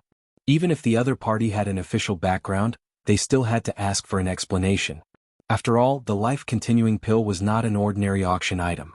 If they passed this village, they may not have this shop. Why did the Dragon Group stop the auction? Yin Luyun asked in a deep voice. Xing Feng mysteriously said, "I advise the three of you that each of you has already obtained a life-continuing pill. Don't overdo it and leave on your own." The three people's hearts thumped, and they secretly thought that this was not good. These people were also here for the life-continuing pill. In other words, since the beginning of the auction, the news of the life-continuing pill had reached the ears of the other party, so they came to intercept.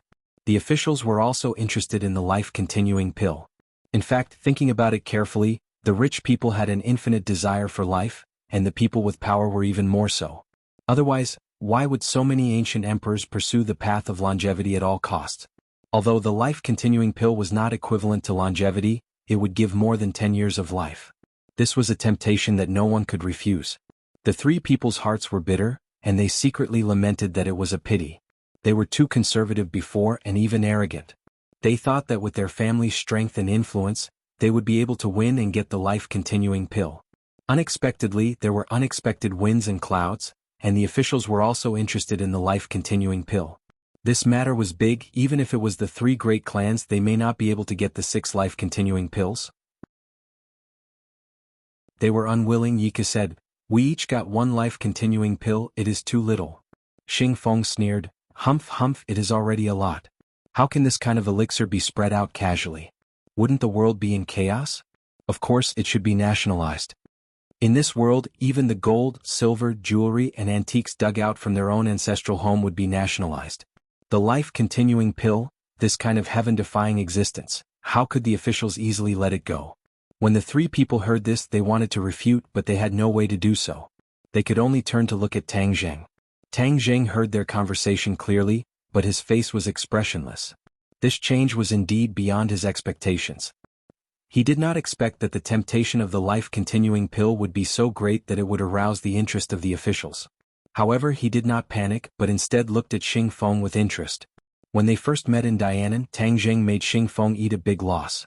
Even if he now established the Dragon Group, Tang Zheng did not have the slightest fear. Xing Feng walked over to Tang Zheng and stood in front of him. He jokingly said, "Tang Zheng, we meet again. Yes, this world is really small.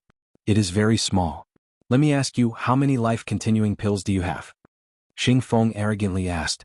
He did not believe that Tang Zheng would take out all the life-continuing pills to auction. No comment.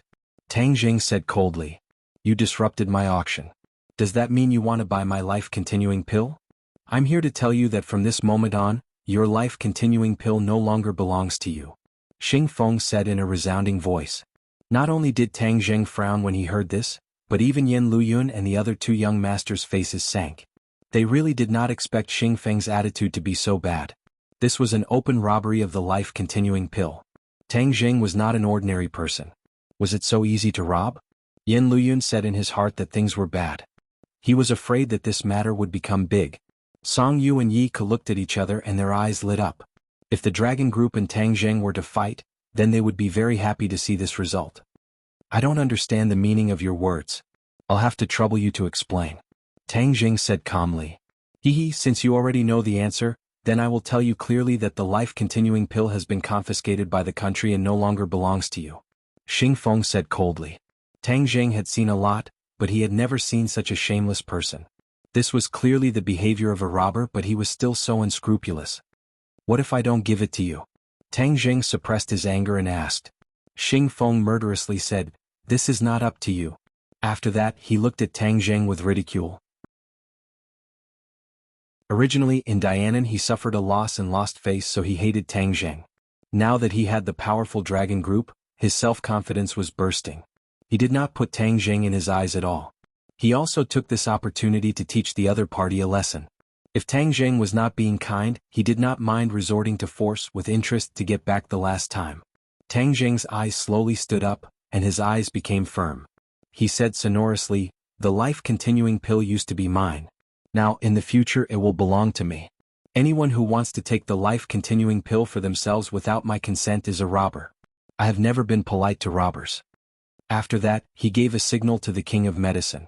The King of Medicine knew the importance of the life-continuing pill, so he immediately walked towards the rostrum, wanting to take back the remaining 6 life-continuing pills.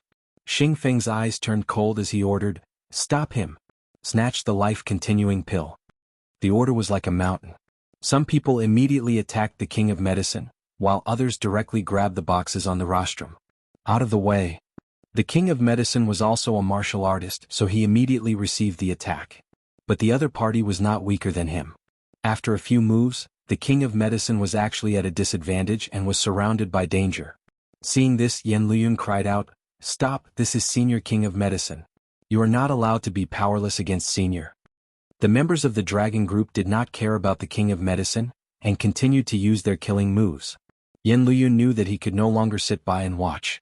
Like a gust of wind, he rushed over and forced the members of the dragon group back, saving the King of Medicine. Seeing this, Xing Feng angrily shouted, What are you guys doing? You can't even deal with these few people? The members of the dragon group attacked as a group, and the scene immediately fell into chaos. Take back the life-continuing pill. Tang Zheng gave the order to Huang Xiang, who was standing to the side. So, a black shadow flashed and a gloomy gust of wind swept across, and several members of the dragon group were directly swept to the ground. The black shadow flashed again, and Huang Xiang once again stood beside Tang Zheng. It was as if he did not move at all, and his movements were like a ghost. Tang Zheng took the boxes and kept them in his sumaru pouch. Xing Feng watched as the life-continuing pill disappeared into Tang Zheng's palm, and flew into a rage. Tang Zheng, are you trying to go against the dragon group? Tang Zheng was as cold as ice as he said, Going against bandits is one of life's greatest joys.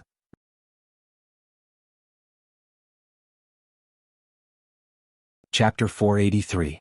Both sides were on the verge of breaking out into a war. Kai Guibin and Tang Zheng were old acquaintances, and he was the second in command of the dragon group. Of course he didn't want to see the dragon group and Tang Zheng go to war, so he quickly said, Tang Zheng, don't be impatient. The life-continuing pill is a miraculous medicine, and if it enters the market it will have a negative impact. Moreover, you have given the life-continuing pill to the country, so the country will not forget you. Tang Zheng gave a fake smile and said, I won't forget. Your words are really nice. Let me tell you guys, other people are using real gold and silver to exchange for the life-continuing pill and are not taking it by force. If you want the life-continuing pills, then compete fairly.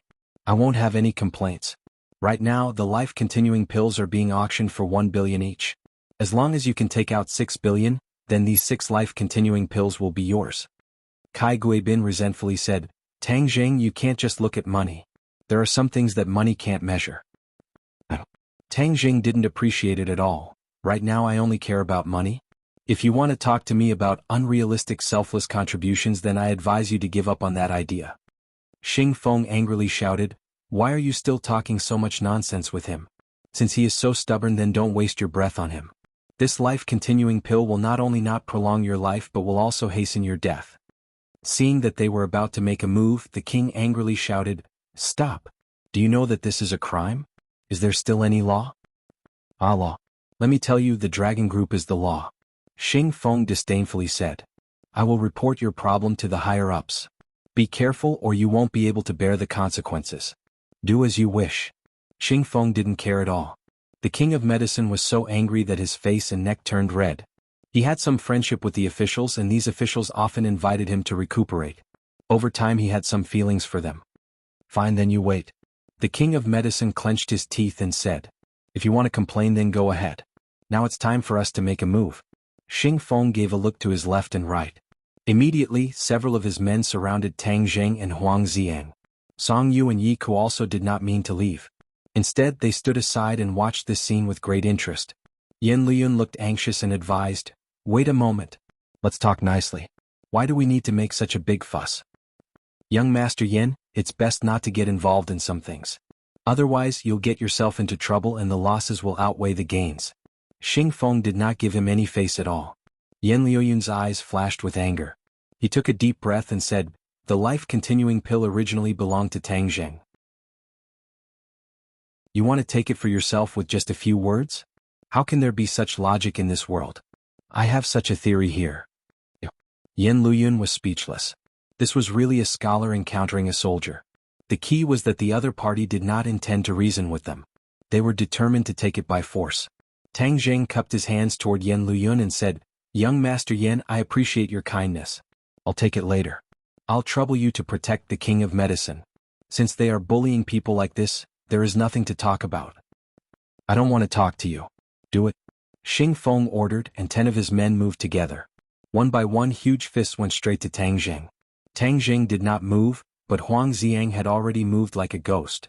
The ghost head blade directly slashed at several people. A man's arm was directly cut off. Blood flowed out and he staggered to the ground. Xing Feng shouted with a sullen face, Evolve! Roar, roar, roar. One by one his men roared. The blood vessels in their bodies were about to explode.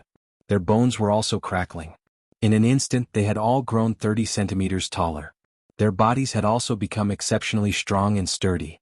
The hair on their bodies had also become a lot more exuberant. Seeing this, everyone could not help but gasp. It was the first time they had seen this kind of thing. They were very surprised. But one thing was for sure. After these people evolved, the aura they emitted was completely different. Their fighting strength had obviously increased by more than one level. These people are all martial artists, but they are all in the Hotian realm. But the aura they emit is completely different from that of a Hotian realm martial artist. Tang Zheng could not accurately judge the opponent's strength, but he did not dare to lower his guard. This dragon group indeed had some skills. No wonder they were so arrogant. The key was that this kind of evolution was different from the cultivation of martial artists and cultivators. It had already exceeded the scope of both. How did they do it? Tang Zheng could not understand. Whoosh, whoosh, whoosh, whoosh, whoosh, whoosh, whoosh, whoosh, whoosh, whoosh. When these fists struck Huang Ziang's ghost head blade, Huang Ziang actually retreated a few steps, and the other party's fists followed like a shadow, attacking in front of him. Tang Zheng stomped on the ground, roared, and punched out with both of his fists, like an angry dragon emerging from the sea. The two of them each took a punch and flew backwards, while the other party's fist also arrived in front of Tang Zheng. Tang Zheng did not dodge but instead straightened his body, and before the other party's strength reached its peak, he collided with the other party's fist.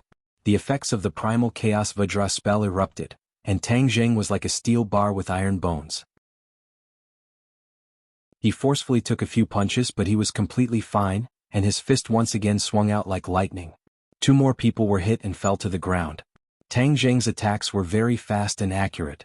As long as he took a punch, he would immediately lose his fighting strength. Huang Ziang also joined the battle. The two of them worked together and their fighting strength was off the charts. Not long later, more than 10 members of the dragon group fell to the ground one after another. Xing Feng watched this scene with his mouth agape. He couldn't help but feel a little regretful. He had come in such a hurry today that he didn't even bring his equipment. He only brought a few subordinates. Originally, he thought that with the fighting strength of his 10 or so subordinates, even if they couldn't kill Tang Zheng, they could at least teach him a lesson. After all, these subordinates were not ordinary people, but super warriors that had been modified by genetic drugs. The super warrior was an important project that the military had been researching for a long time, but there had been no progress all these years. It was only when the werewolves appeared in the martial arts assembly that the military brought back the werewolves' corpses for research that the Super Warrior Project finally made progress. They extracted a type of genetic medicine from the werewolves' bodies. This genetic medicine could strengthen a person's body and greatly increase their fighting strength. Later on, the military captured a few demonic beasts from southern Yunnan, which allowed the research to progress even faster. In the end, the genetic medicine was perfected and reached the stage of clinical application. However, there was a flaw in these genetic medicines, and that was that the target of the genetic medicines had to be a strong person. Otherwise, they would not be able to withstand the side effects of the genetic modification and would directly die on the spot. Currently, the super warriors of the Dragon Group were all elites in the military. They were outstanding in all aspects, which was why they were able to survive. Tang Zheng looked at Xing Feng with a murderous look and said, "You want to snatch my life-continuing pill with just these people? You're too naive." Xing Feng's mouth and tongue were dry as he said, "Don't be complacent. Do you think the Dragon Group only has this much ability? You're thinking too simply of the Dragon Group." "Then I'll give it a try." No matter who the other party was, Tang Zheng would not let go of anyone who interfered in broad daylight to snatch his life-continuing pill. Thus, Tang Zheng's feet slipped as he stretched out his hand and grabbed Xing Feng's neck. Xing Feng's eyes were sharp and his hands were fast. He took out a small handgun from his bosom and pulled the trigger. Tang Zheng hurriedly dodged as the bullet was about to fly past his face. Suddenly, bang! The bullet exploded beside his ear as an electric light flashed. An electric net shot out from the bullet and covered Tang Zheng's head. Tang Zheng was caught off guard as his head was immediately covered by the electric net. The electric current flowed through his body and a burnt smell floated up from Tang Zheng's body. Tang Zheng roared as he circulated his qi to resist the powerful electric current. He grabbed the electric net and threw it to the side. Only then did he feel relieved. But he was completely enraged. Raising his head, Xing Feng's figure had actually disappeared. This fellow did not have the extravagant hope that this bullet would be able to get rid of Tang Zheng. Instead, he took this opportunity to escape. Tang Zheng wanted to chase after him, but Kai Guibin stopped him and advised, "Tang Zheng, wait a moment. There's no need to chase after him. Since he has escaped, then he definitely won't let you catch up." Tang Zheng coldly snorted and said, "Captain Kai, don't you feel embarrassed walking together with such a shameless person?" During the military training, Tang Zheng's impression of Kai Guibin was not bad, so he did not make a move against him. Kai Guibin resentfully said, "This is an order from above. As a soldier I can only carry it out. I have no other choice." Although Kai Guibin did not agree with many of Xing Feng's actions, but he was after all the adjutant and Xing Feng was the leader. Kai Guibin could not influence Xing Feng's decisions. If you hang around with this kind of person, sooner or later you will get yourself into big trouble. Tang Zheng warned. "Tang Zheng, you are the one who has provoked a huge trouble. Kai Guibin is narrow-minded and will definitely seek revenge for the smallest grievance. You have repeatedly opposed him, so he will definitely not let you off." Kai Guibin said sincerely, "Just bring it on. I will take it one by one." Tang Zheng did not care. "Don't be careless. The Dragon Group is not an ordinary organization. There are many things that you cannot imagine. The life-continuing pill is indeed a miraculous medicine, but it is also a talisman that will hasten your death. You should understand the principle of treasuring a jade ring becomes a crime. That's all I have to say. Take care of yourself." Kai Guibin finished speaking and left with the injured. This auction ended without any results, but many people witnessed a turn of events that was even more exciting than the previous auction. It was truly worth the trip. Now that the troublemaker had left, the people who had left the door rushed back like a tide. They stared at Tang Zheng with complicated expressions. Just now, everyone wanted to bid for the life-continuing pill, but now that they saw the principle of treasuring a jade ring becomes a crime, many people flinched. Without a certain level of strength, ordinary people would not dare to touch this kind of godly medicine. But the three great clans were not ordinary people.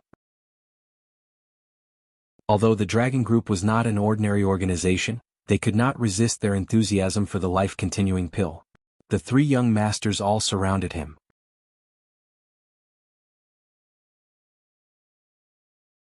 Chapter 484.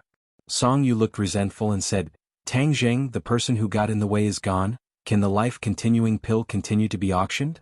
Tang Zheng smiled calmly and said, "It is not an auction but a price that satisfies me. The life-continuing pill is naturally his." Yiku asked, "How much do you want?" "This depends on your intentions." 500 million. Song Yu said tentatively. Tang Zheng heard the words and laughed disdainfully. Young Master Song, you don't think that I am a 3-year-old child easy to fool.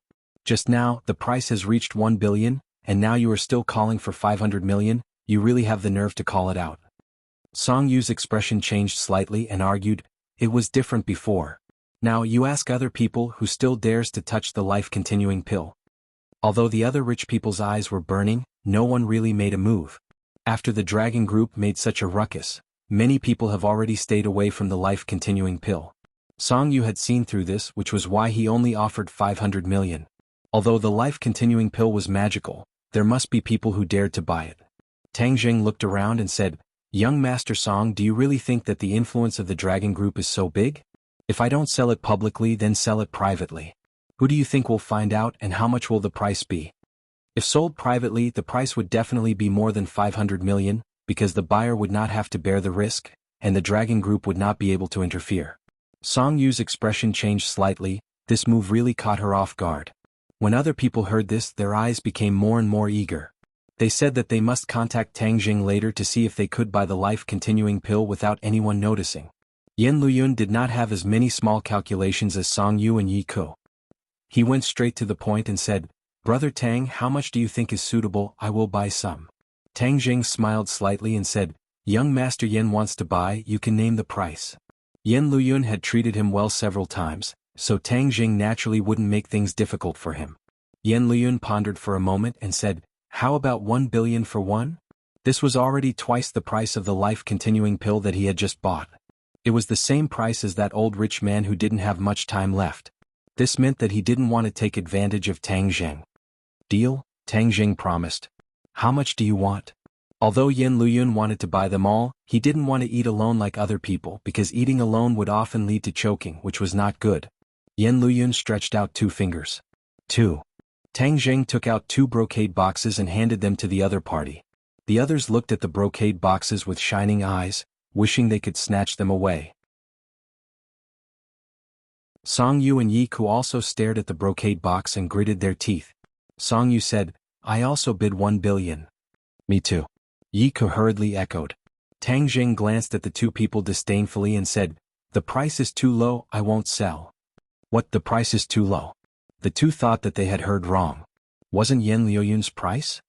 Tang Jing, we really want to buy it, don't play with us. Song Yu said with a bad face. Who is playing with you? I also really want to sell it, otherwise why would I come to the auction? Tang Jing said plainly. Then why are you still randomly bidding? Did I randomly bid? Tang Jing asked jokingly.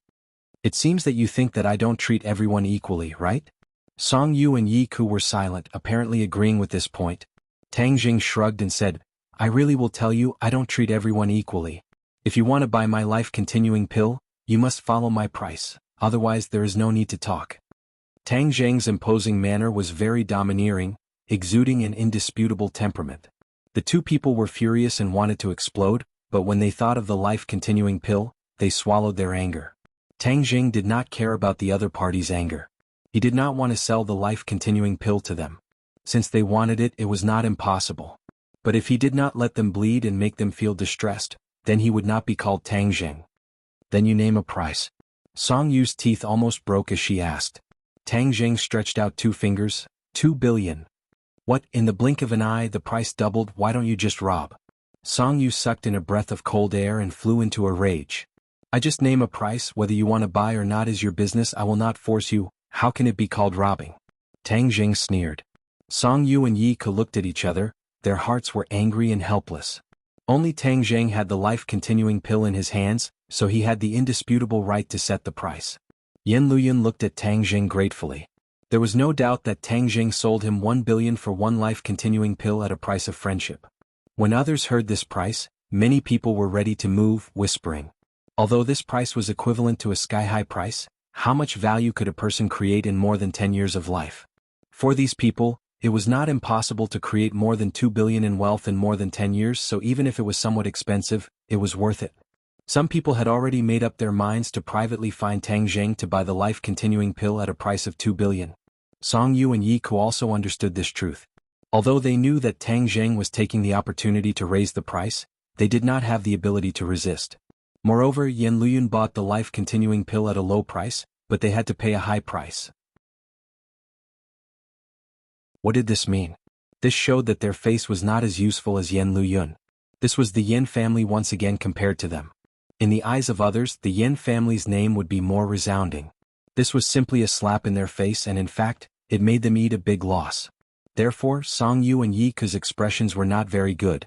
They stared at Tang Zheng, but Tang Zheng was not afraid at all. He looked at the other party with ridicule. The atmosphere became unusually oppressive. After a long time, Song Yu gritted her teeth and said, "Well, I promise you at the price of 2 billion, I will buy 2. I will also buy 2. Yi Ke was not willing to fall behind and resolutely agreed. Tang Zheng's mouth hooked up a small arc and said, "You can also not buy, I am not forcing you. We are willing."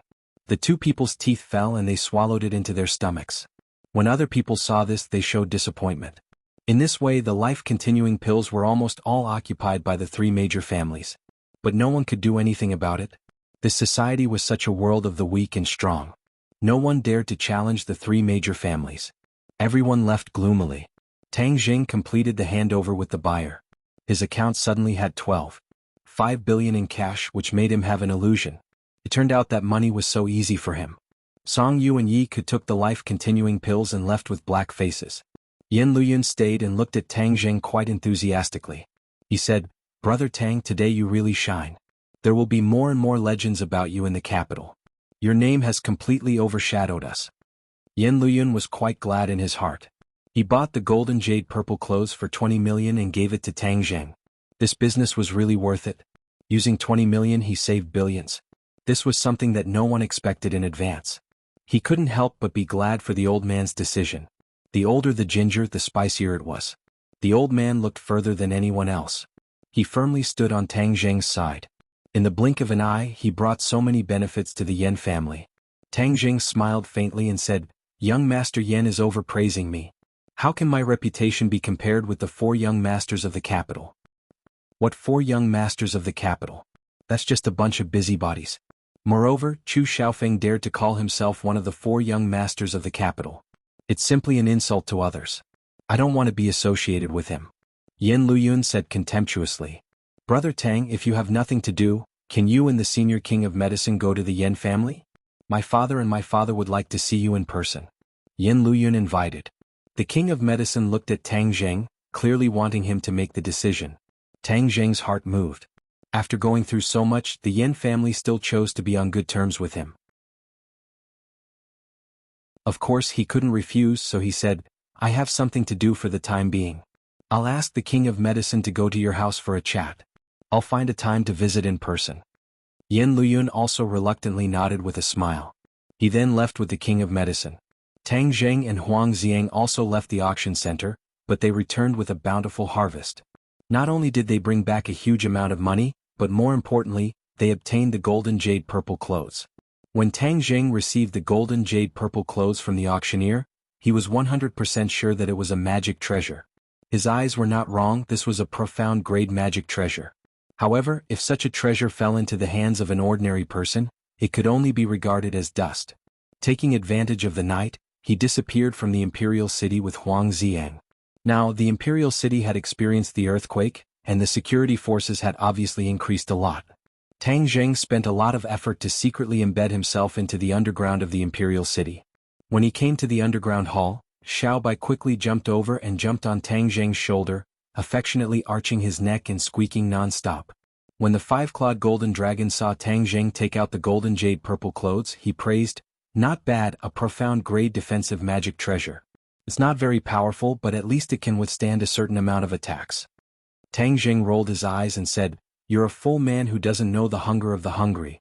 I know that your dragon scales are one of the most powerful defenses in the world, but ordinary people don't have your ability. It's very important to have a defensive magic treasure that can save your life when necessary." "That's right, but this golden jade purple clothes is not very suitable for you. What are you going to do with it?" The 5-clawed golden dragon asked casually. "I have my own plans." Tang Zheng casually threw the golden jade purple clothes into the air, and with a point of his finger, a stream of true qi was injected into the golden jade purple clothes. Swish! The golden jade purple dress immediately floated in the air as if it had a life of its own. It moved without the wind, and the hem of the dress swayed gently. A mysterious aura was emitted, and the purple light filled the entire hall. It shone together with the golden light emitted by the five-clawed golden dragon. It was particularly mysterious and profound. At this moment, the golden jade purple clothes was even more dazzling than before. If other people saw this scene, they would definitely not believe that this was the antique clothes that everyone thought was worthless.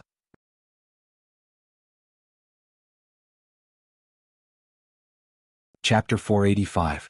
With a heaven-flying immortal, a stream of energy hit the golden jade amethyst robe.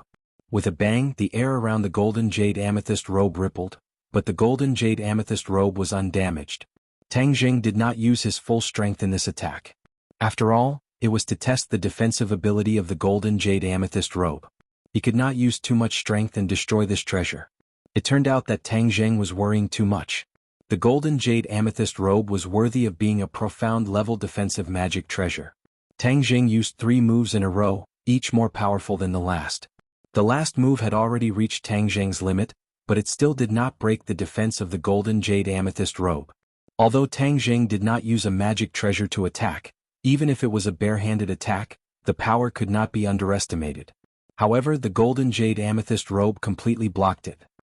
He was overjoyed and muttered to himself, "I've picked up a treasure this time. I must put it away properly." Seeing Tang Jing put away the golden jade amethyst robe happily, the five-clawed golden dragon said, "It's going to be the new year.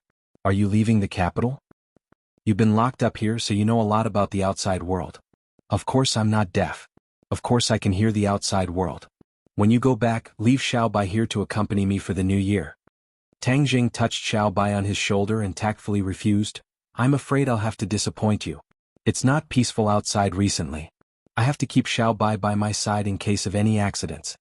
Xiao Bai was a powerful helper, and Tang Jing was targeted by the Li Palace, Song Yi and Chu families. Of course, it would not be a waste to leave him with the five-clawed golden dragon. The five-clawed golden dragon was slightly disappointed and said, "A lot of people have come up here recently. It seems to be because of the big shock you caused last time, right?" Tang Jing nodded, "That's true, but they won't connect that matter with me, so there's no need to worry. Your top priority is to quickly increase your strength and let me out," the five-clawed golden dragon urged. Tang Jing smiled and did not comment. He quietly left the imperial city with Xiao Bai and Huang Ziang. Just as the sun rose on the horizon, Yi Tianlei's call came unexpectedly. The news of Tang Jing auctioning the life-continuing pills had already spread in the upper circle. Many people were actively inquiring about the details. Of course, the question that everyone was most concerned about was whether he still had more life-continuing pills. Many people were even willing to pay a higher price for them. However, last night, Tang Jing turned off his phone and stayed in the imperial city for most of the night, causing these people to go crazy. Tang Jing, Tang Golden Jade. Long Yi Tianlei of the life pill was pill of the capital. The five-clawed pill, Yi with a complex. He was someone who already knew about the life-continuing pill, but he never thought that Tang Jing would suddenly take out so many life-continuing pills. This was truly a mess.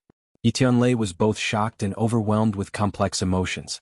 If it was his personality, he would not have done this in such a high-profile manner. "Uncle Yi, please don't laugh at me. I'm also forced to do this. I have no way to raise a large amount of money in a short period of time, so I can only do this." "Oh, what do you need money for? As far as I know, you don't lack money." Yi Tianlei was incomparably astonished. "I didn't lack money before, but now I urgently lack money. I want to expand my business and have some success in the business world. The amount of money I lack is not a small hole." Tang Jing spoke the truth. Yi Tianlei had always been concerned about Tang Jing's cultivation, but knew very little about his business. Hearing this, he could not help but be astonished and said, "Tang Jing, business is not like cultivation. It involves a lot more and is much more complicated. If you are not careful, all your money will go down the drain." It wasn't that he doubted Tang Jing's strength, but that his previous performance in this area was nothing to write home about. Hearing that, Tang Jing did not get angry but instead felt grateful. Yi Tianlei spoke the truth, and this was true concern for him. "Thank you, Uncle Yi. I know what I am capable of. Right now, Mu Hongyan is the one who is in charge of the overall situation for me. I'm just a shopkeeper who does nothing," Tang Jing explained. "Mu Hongyan?" Yi Tianlei was shocked. He knew that Tang Jing and Mu Hongyan had interacted before, but he did not pay too much attention to it.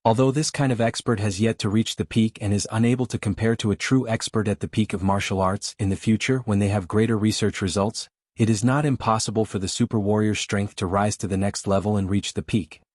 When Tang Jing heard this, he was shocked.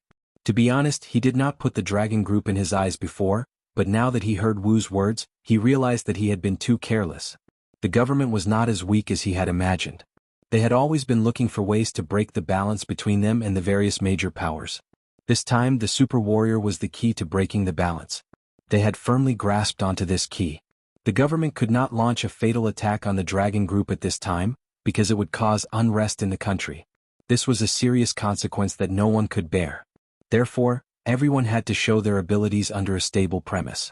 The one who laughed until the end would be the true victor. This is truly a big game of chess. Tang Jing sighed. Therefore, the appearance of your life-continuing pill is a fatal temptation to the government. No matter what, they will use all sorts of methods to obtain the life-continuing pill.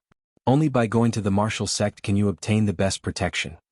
Wu took the opportunity to advise.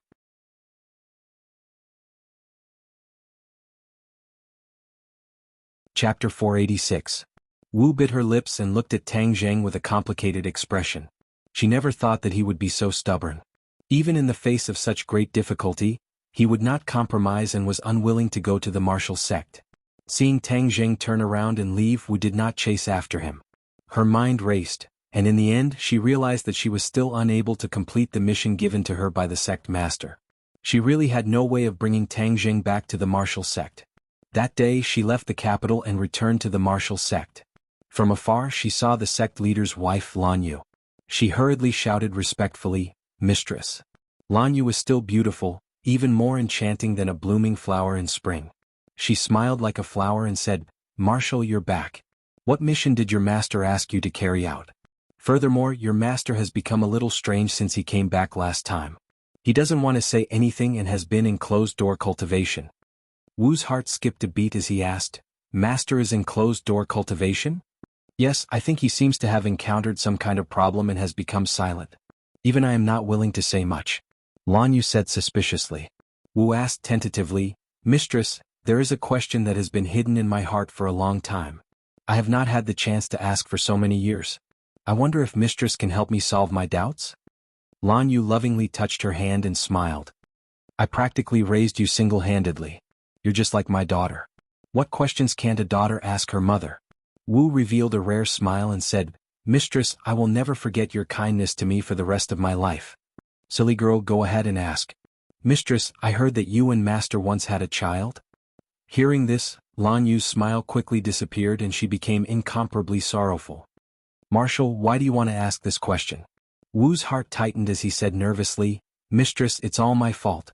I shouldn't have asked this question." Lan Yu shook her head and said, "It was too long ago. If you didn't mention it, I would have forgotten about it." Although she said that, it was clear that she had not forgotten about this matter. "Your master and I once had a son. If he was born in another family, he would definitely be happy and healthy, a lively and cute child. However, he was born in the wrong family and went out to the martial sect. His fate became a tragedy." Lan Yu sank into her memories and a deep pain appeared between her brows. "Why do you say that? Having parents like Master's wife and Master should be his fortune, right?" Wu Dawei did not understand. "Wrong, having parents like us is his greatest misfortune. We brought him into this world not long ago, but in the end we erased him from this world." Tears flickered in Lan Yu's eyes, and her emotions fluctuated greatly. Marshall's heart stirred as he asked, "Could it be that something unexpected happened to him?" "Unfortunate? It's because some people couldn't tolerate a little baby like him and actually tried to kill him, while some people couldn't even protect their own sons. What a coward." Lan Yu's eyes burst with sparks of hatred. Marshall was shocked. Could it be that they were talking about her master? Could it be that his master had personally killed his own son? Wu was greatly shocked by his own thoughts, and a look of panic appeared on his face. He hurriedly comforted himself that it couldn't be like this, that he was just imagining things.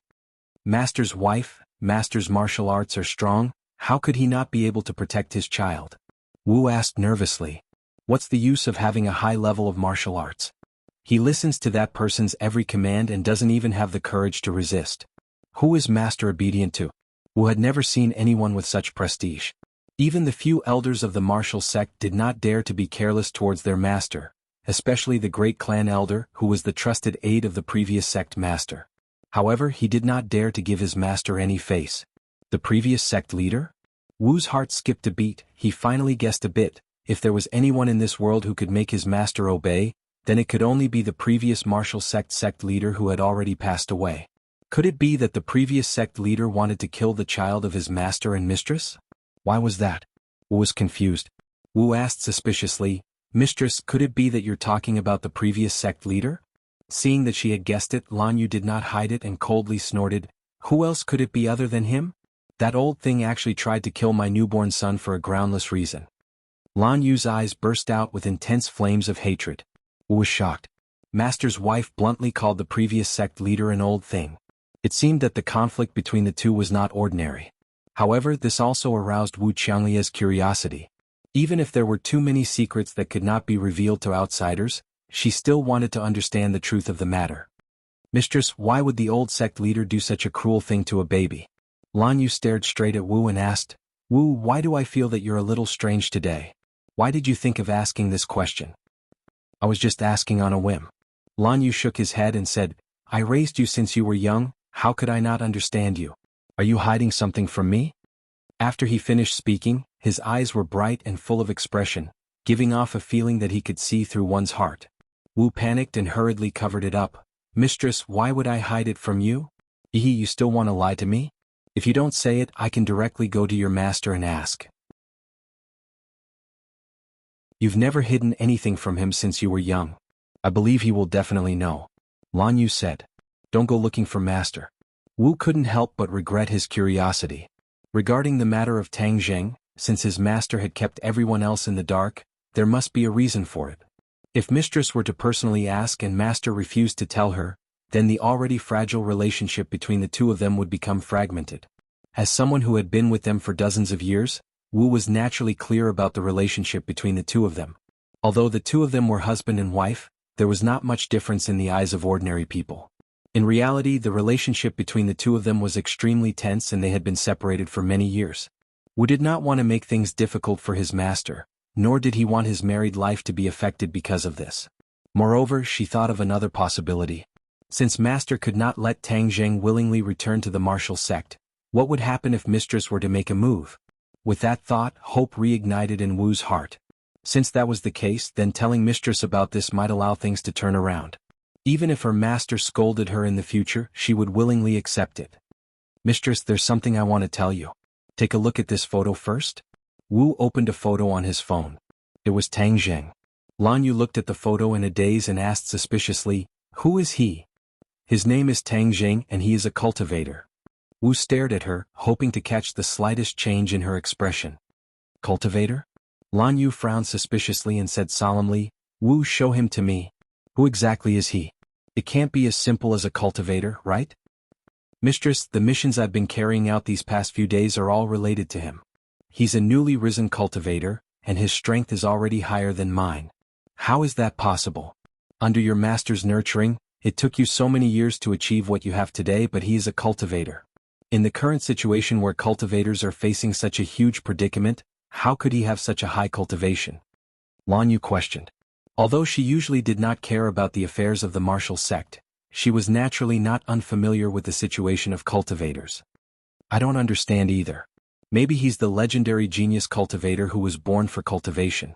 The first time I saw him he was still very weak, but a few months later he surpassed me. I can't explain the whole story, and according to the investigation, he hasn't even been cultivating for a full year." "What? Not even a year?" Lan Yu was shocked, disbelief hanging between her brows. "Impossible, how can there be such a cultivation genius in this world?" Wu also didn't want to believe it, but the truth was right in front of her, and she had no choice but to believe it. "But this is absolutely true," Li Tianlan said. Lan Yu's brows furrowed tighter and tighter. Although this was inconceivable, she knew that Wu would not lie to her, so she continued to ask, "Wu, why didn't your master kill such a genius?" "I don't know either, but the sect master's order is to let him return to the martial sect willingly. Also, he has a jade pendant with the word martial engraved on it. The sect master said that it belongs to the martial sect." "Jade pendant?" This jade pendant is the most precious treasure of the martial sect. Only the sect master and the successor of the sect master have the qualifications to wear it. Back then it was lost in your master's hands, and because of this he was almost expelled from the martial sect by that old man. How could it be on a cultivator? Could it be that master put it on him back then? Wu thought of a possibility and said hurriedly. Lan Yu's expression changed greatly, turning pale white, her body also trembling. She grabbed Wu's hand and said, "You're saying that it might be your master who put it on him?" Seeing master's wife's huge reaction, Wu was shocked and said resentfully, "This is only my guess. Only master knows what the real situation is." Lan Yu's heart was in turmoil. Scenes after scenes of memories flashed through her mind like a movie. That year it was after that incident that he lost that jade pendant. That jade pendant had always been worn by him, and he would not even take it off when he bathed or slept. Why would he lose it for no reason? Back then, I was immersed in the pain of losing my son, so I did not notice this abnormal situation. No, what happened back then was definitely not that simple. I must find him and ask him clearly. Lan Yu's heart rose and fell as she thought silently. Seeing that his wife's expression was changing and becoming more and more agitated, Wu hurriedly asked, "Mistress, what happened to you?" Lan Yu hurriedly said, "Send this photo to me immediately. I want to ask your master clearly." "Isn't master in closed-door cultivation? No one is to disturb him," Wu said worriedly.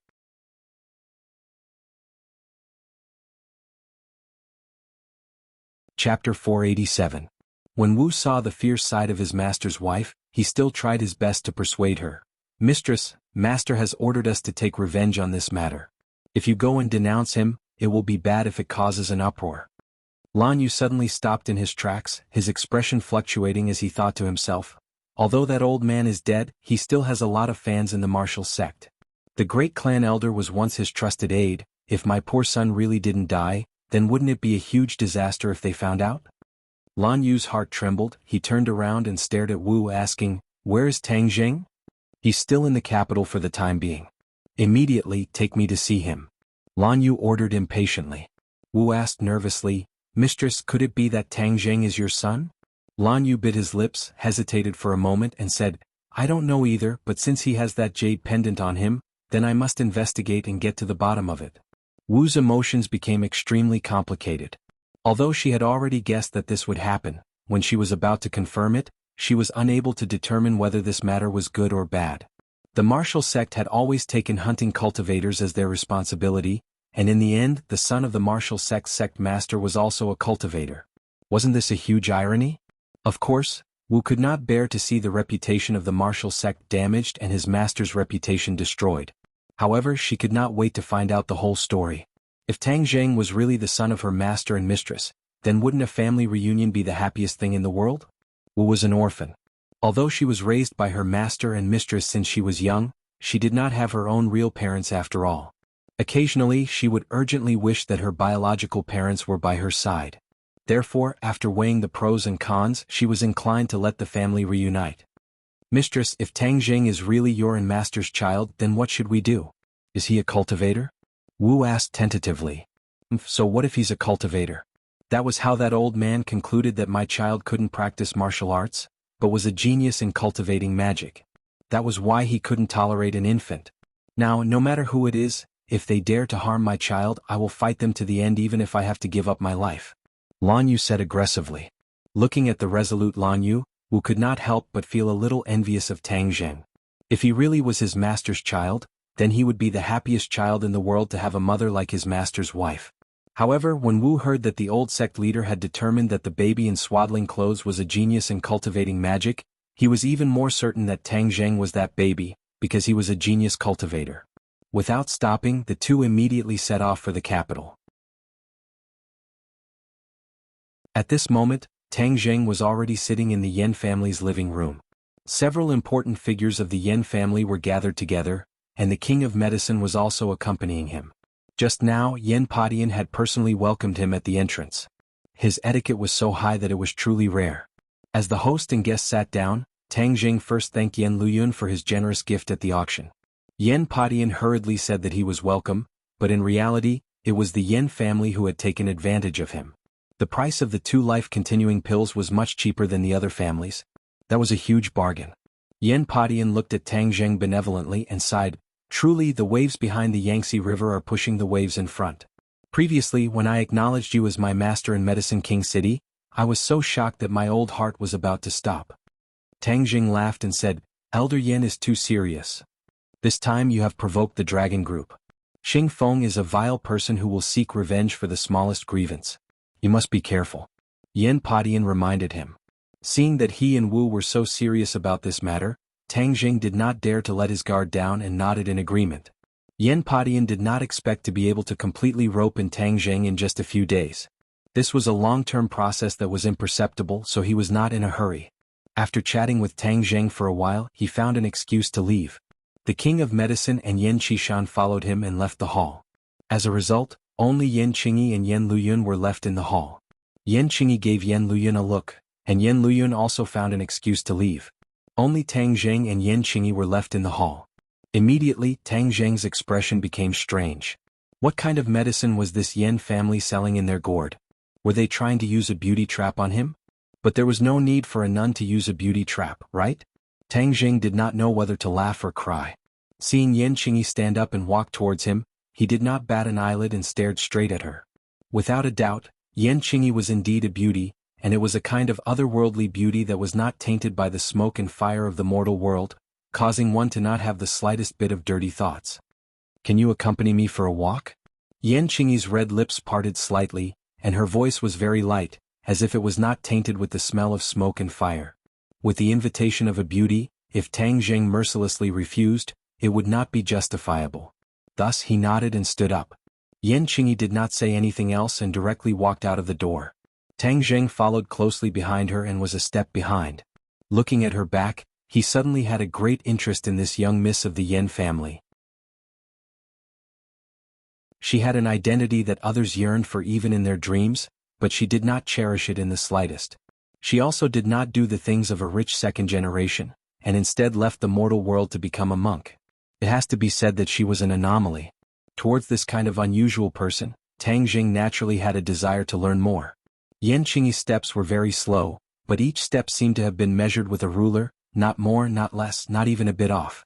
After passing through a winding corridor and passing through a small doorway, the scene in front of them suddenly opened up. A steep cliff and snow-white clouds impressively appeared in front of them. This was the beautiful scenery of Longxiang Mountain. The Yen family occupied this piece of land with good feng shui, which really made people envious. Not far from the cliff, there was a small and exquisite Taoist temple. This temple with black bricks and black tiles was hidden in the forest. It stood next to the cliff, adding a trace of quiet and secluded feeling to the mountain forest. Is that the Taoist temple you cultivate in? Tang Jing curiously asked. Yen Qingyi glanced at it and lightly nodded.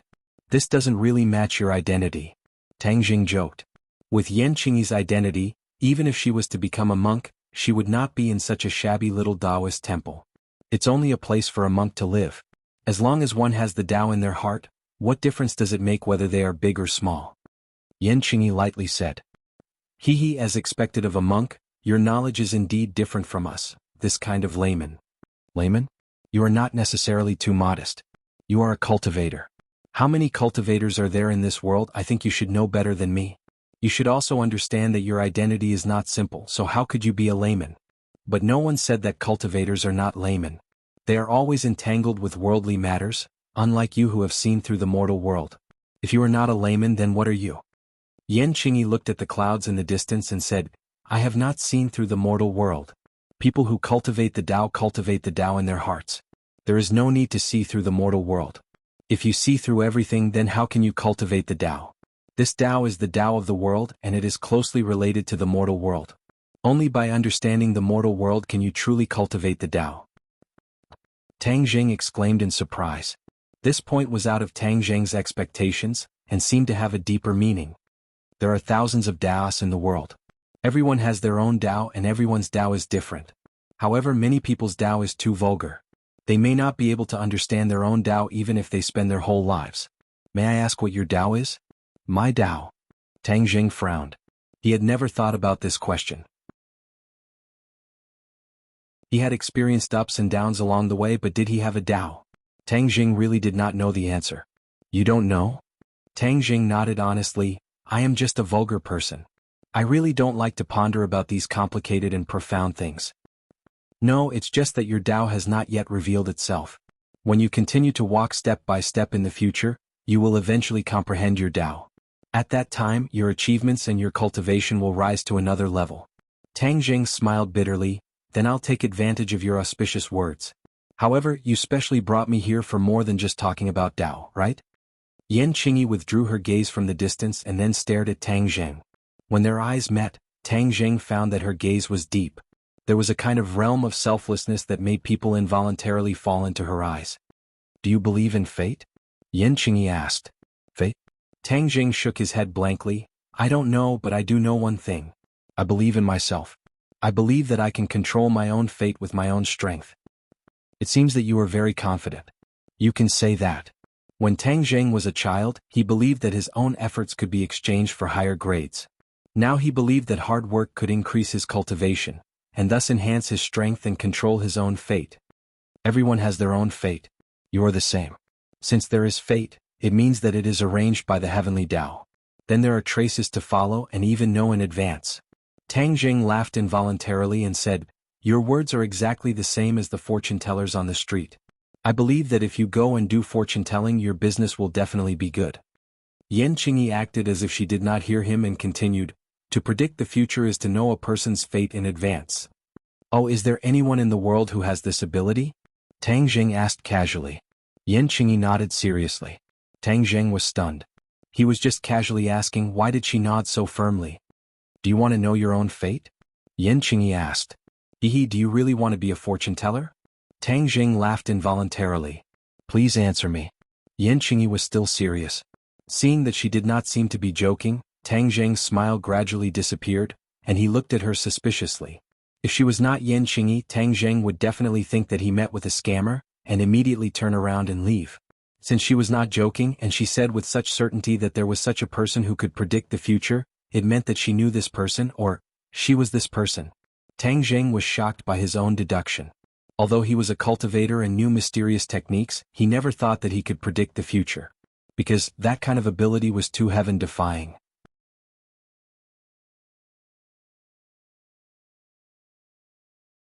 Chapter 488. Yan Qingyi looked at Tang Zheng with burning eyes. She was also taking a huge risk by saying these words. If others knew that Yan Qingyi had the ability to predict the future, then the Yan family would definitely become the target of public criticism. This was because no one was willing to see such an opponent, because they would seek benefits and avoid harm, and thus develop and grow stronger. He had to eliminate such a heaven-defying opponent before the other party grew stronger. Yan Qingyi was truly too interested in Tang Zheng. Although she could predict the future and predicted that Tang Zheng would become a character who saved tens of thousands of people from fire and water in the future, telling him at this moment was also taking a huge risk, because it was extremely likely that it would change the direction of the future. However, she still couldn't help but want to see what was so special about this future savior. Tang Zheng's expression changed a few times, and in the end he let out a long sigh and said, Forget it, knowing one's own destiny sounds very attractive, but if one knew one's own destiny, then what's the point of living? What's the point of living? What's the point of living? If a person's life loses the excitement of looking forward to the future, then it's fine if they don't want this kind of life. Yan Qingyi was startled. She did not expect him to reply in such a way. If an ordinary person had this chance, they would definitely be impatient to know what their future was like, and even Yan Padian would not be able to avoid it. However, Tang Jing actually resisted the temptation. This was too precious. Yan Qingyi's calm eyes gradually lit up. He was indeed not an ordinary person. No wonder he would take on such a great responsibility in the future. Since he didn't want to know, she wouldn't take the risk to say it in case it changed the direction of the future. However, Tang Zheng's curiosity was piqued. He sized up Yan Qingyi from head to toe as if he wanted to see through her, but after looking at her for a long time, he still found nothing. Yan Qingyi did not have any inner strength in her body, nor did she have any innate chi fluctuations. She was just an ordinary person, but she could actually predict the future. Tang Zheng felt that it was too mysterious. How do you have the ability to predict the future? Tang Zheng could not help but ask curiously. Yan Qingyi smiled indifferently. Everyone has their own secrets, and I am no exception. Since the other party wasn't willing to say more, then Tang Zheng wouldn't pester him. After chatting for a while, he bid farewell and left. Yan Qingyi stared at Tang Zheng's back as it disappeared into the forest. She muttered to herself, Tang Jing, I'm really looking forward to your performance. Tang Jing left Beijing with Nana, Huang Xiang and Xiao Bai. After getting off the plane they went straight to ordinary balance. Mu Hongyan and the others were very busy. When they met again, Tang Jing found that they were much more haggard. However, when they heard about the funds that Tang Jing brought back, their haggard faces were swept away. Each of them was glowing, rubbing their hands together, and vowed to do a big job. This business empire was gradually taking shape. Tang Jing, the hands-off shopkeeper, listened to some general reports and waved his hand, handing everyone over to them. As for how to deal with it, it was up to them to decide. Moreover, Yi Tianlei said not long ago that Mu Hongyan was a business genius. Being able to invite her to manage the overall situation was tantamount to picking up a treasure. Since it was a treasure, of course he had to make the best use of it. Thus, he had no psychological burden as a hands-off shopkeeper. After staying in ordinary balance for 2 days, this year's winter vacation was very early. There was still some time before the new year. Tang Jing decided to take advantage of this free time to go to the South Sea Dragon Palace. The heaven and earth obsidian was of great importance. If he didn't get it, he would always feel uneasy. Reluctantly saying goodbye to his family and friends, he stepped on the plane that flew to the southernmost part of Wuxia. Whether this trip would be dangerous or not, he still couldn't predict, so he brought Huang Xiang and Xiao Bai with him. If there was any danger, they could take care of each other. The spring festival had just started, but there weren't many passengers on this plane. Waiting for the plane to soar into the sky, Tang Jing began to close his eyes to rest. The plane soared thousands of miles in the sky. The sun was shining outside the window, and occasionally white clouds floated by. The weather was very good. There was an empty seat next to Tang Jing. Although he closed his eyes to rest, he still felt that someone was sitting next to him. He didn't take it seriously and continued to close his eyes to rest. After a long time, he faintly opened his eyes and inadvertently glanced at the seat next to him. Suddenly he was frightened as if he was bitten by a poisonous snake.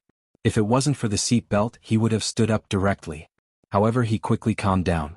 His eyes slightly narrowed as he firmly warned the other party, "You're really like a ghost that won't go away. Why are you following me again?" A burst of bell-like laughter rang out. "Tang Jing, you were so scared when you saw me. Am I that ugly? So scary?" "You're not ugly, but that doesn't mean that ugly people are scary.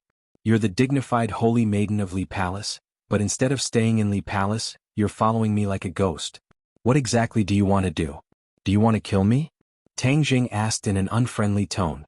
On that rainy night, if not for Wu protecting him, he would have already been killed by Li Xiaotian while he was unconscious. The relationship between Tang Jing and Li Xiaotian was very complicated. The two of them had experienced a lot together, and even in the 10,000 huge mountains, they had experienced many dangers together. Could be said that they had gone through thick and thin together. However, his wariness towards Li Xiaotian was even stronger than his wariness towards Wu. This was because Li Xiaotian was a fickle person that was hard to figure out. Her words and actions changed a lot. Originally she was still talking and laughing, but in the blink of an eye she could kill you without even blinking. This kind of person only acted based on their own interests. This kind of person was very terrifying, because you didn't know when you would harm their interests and become their mortal enemy. Hearing Tang Jing's unfriendly tone, Li Xiaotian laughed and said, "Yes, I really want to kill you because you are already a huge danger factor. Moreover, you already have enmity towards me, so if I don't kill you before you are completely strong, when you become strong enough in the future, I won't be able to contend against you at all. At that time, there will be no hope for me to kill you, and at that time, it will be my bad luck. You and I were originally going to stay out of each other's way. Why are you doing this? Because you are a cultivator, and after witnessing the power of the 100 Transformation Star Lord, I understand the terror of cultivators. If we were to let cultivators return in the future, us martial artists would be in deep trouble. Actually, these were all the responsibilities of the martial sect, but did the people of the martial sect have water in their heads? Not only did they not kill you, they even helped you. However, it doesn't matter. I'll do it for them." Li Xiaoyan's tone was very relaxed, without the slightest fluctuation in his emotions, as if he was talking about something that had nothing to do with him. Tang Jing asked himself many times if he could not do what she did. No wonder she was able to become the holy maiden of Li Palace. She was indeed different from ordinary people. "I am completely different from the 100 Transformation Star Lord. Why do you have to target me? People will change. You are different from him now, but who knows if you will be the same as him in the future. Therefore, the danger had to be strangled in the cradle. In addition, I have always been attached to the heaven-shocking bow and the sun-shooting arrows. If I kill you, won't I be able to obtain these two divine armaments? Li Xiaotian blinked her big black eyes and said playfully. Then I'm afraid it won't be as you wish. If you want to kill me, you're still lacking a bit of ability. Moreover, since you have the intention to kill me, I won't let you off either. Tang Jing said resolutely with a murderous aura.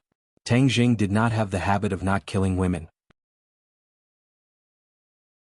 Women were also humans, and since men and women were equal, then if men could kill women, could it be that women could not be killed? Moreover, the other party was still an enemy. If he did not kill him, could it be that he was waiting for the other party to assassinate him again and again? Wouldn't he be the world's greatest fool? So scary you can actually ruthlessly attack me. Li Xiaotian patted his chest and pretended to be afraid. Stop acting, there are no other spectators here, so it's useless for you to act. Moreover, I can't kill you on this plane, otherwise, it won't be good if other people are buried with you. Tang Jing said. Yo, you're quite sympathetic. You even know how to care about the lives of others. You're indeed a little different from that 100 transformation Star Lord. Li Xiaotian joked. Tang Jing rolled his eyes at her, he was too lazy to care about her, and prepared to close his eyes to rest. But Li Xiaotian was not prepared to give up just like that and asked, Aren't you curious why I came to find you again? Tang Jing remained silent. Li Xiaotian didn't care and said, Since you know that I want to kill you, I followed you to the sky. Of course, it's not to accompany you to see the scenery, but for my purpose, to kill you. Tang Jing suddenly opened his eyes were like lightning and was quite frightening. Li Xiaotian chuckled and asked, Are you afraid? Could it be that you want to kill me on the plane and let so many innocent people die with me? Tang Jing asked coldly. Innocent people, do you think they are all innocent people? Then why don't you personally ask them if they are innocent? Li Xiaotian reached out to cover her cherry mouth, and pointed to the other passengers and asked. Tang Jing's heart skipped a beat, and he quickly looked up, only to see that there were about 100 people on the plane, and many of them were focused in his direction. When Tang Jing's gaze swept over, everyone subconsciously lowered their heads, unwilling to look at Tang Jing, but it was already too late. Tang Jing had already noticed the clues. These passengers were not ordinary people, each and every one of them had eyes like lightning, bright and full of expression. One could tell at a glance that they were not good people. Tang Jing was shocked. There were no innocent people on this plane, the other passengers had already been cleared out, and in their place were enemies who wanted to kill him. What a big move. Tang Jing coldly snorted and said. You're not afraid, as expected, of a body full of guts, admirable. But from now on, I won't be able to see you again, it's quite a pity. Li Xiaotian shook her head and said regretfully. Stop playing around, since Li Palace has made such a big move to kill me, then come. Tang Jing was suddenly not afraid and had already unbuckled his seat belt. On the other side, Huang Xiang also quietly unbuckled his seat belt, his face ashen, ready to attack at any time.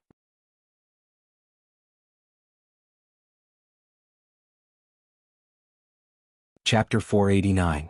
When Tang Jing heard this, he carefully looked and found that it was indeed the case.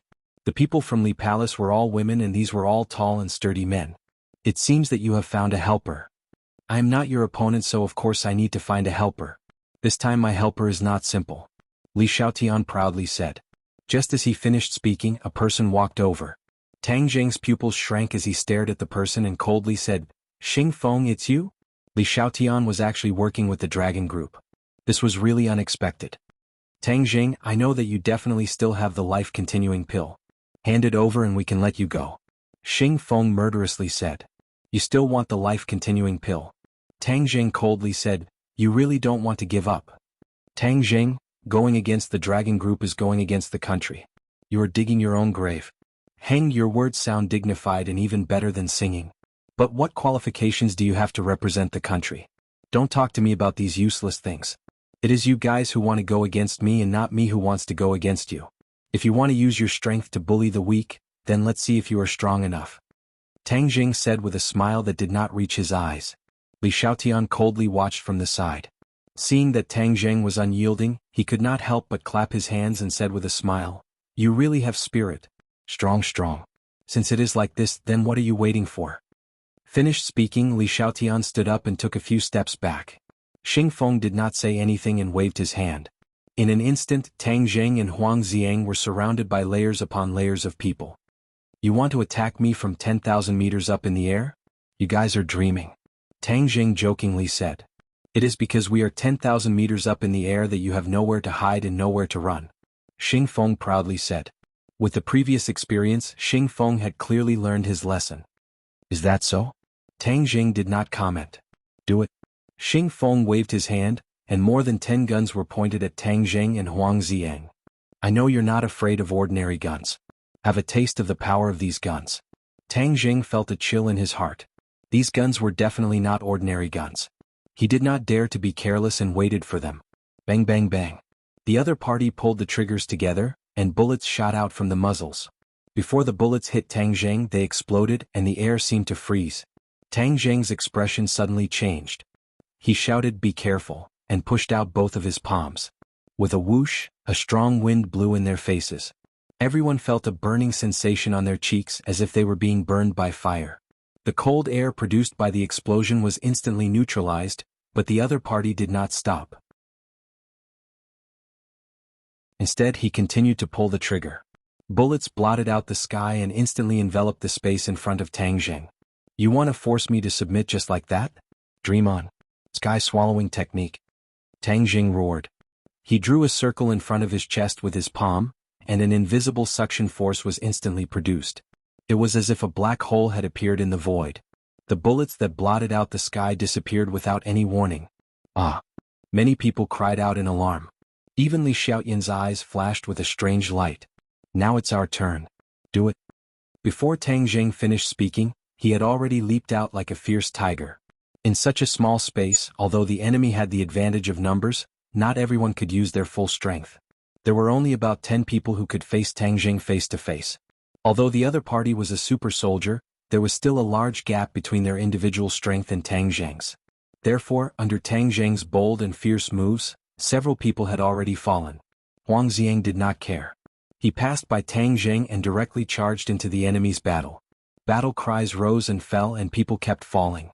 Xing Feng's face was ashen. Li Xiaotian crossed his arms and urged, "Why aren't you using your killer move? If this goes on, your subordinates will be wiped out. But if I kill him like that, I won't be able to get the life-continuing pill. Then I won't be able to report to my superiors." Xing Feng hesitated. The life-continuing pill was something that his superiors wanted. If he failed again, then he really would not have the face to report to his superiors.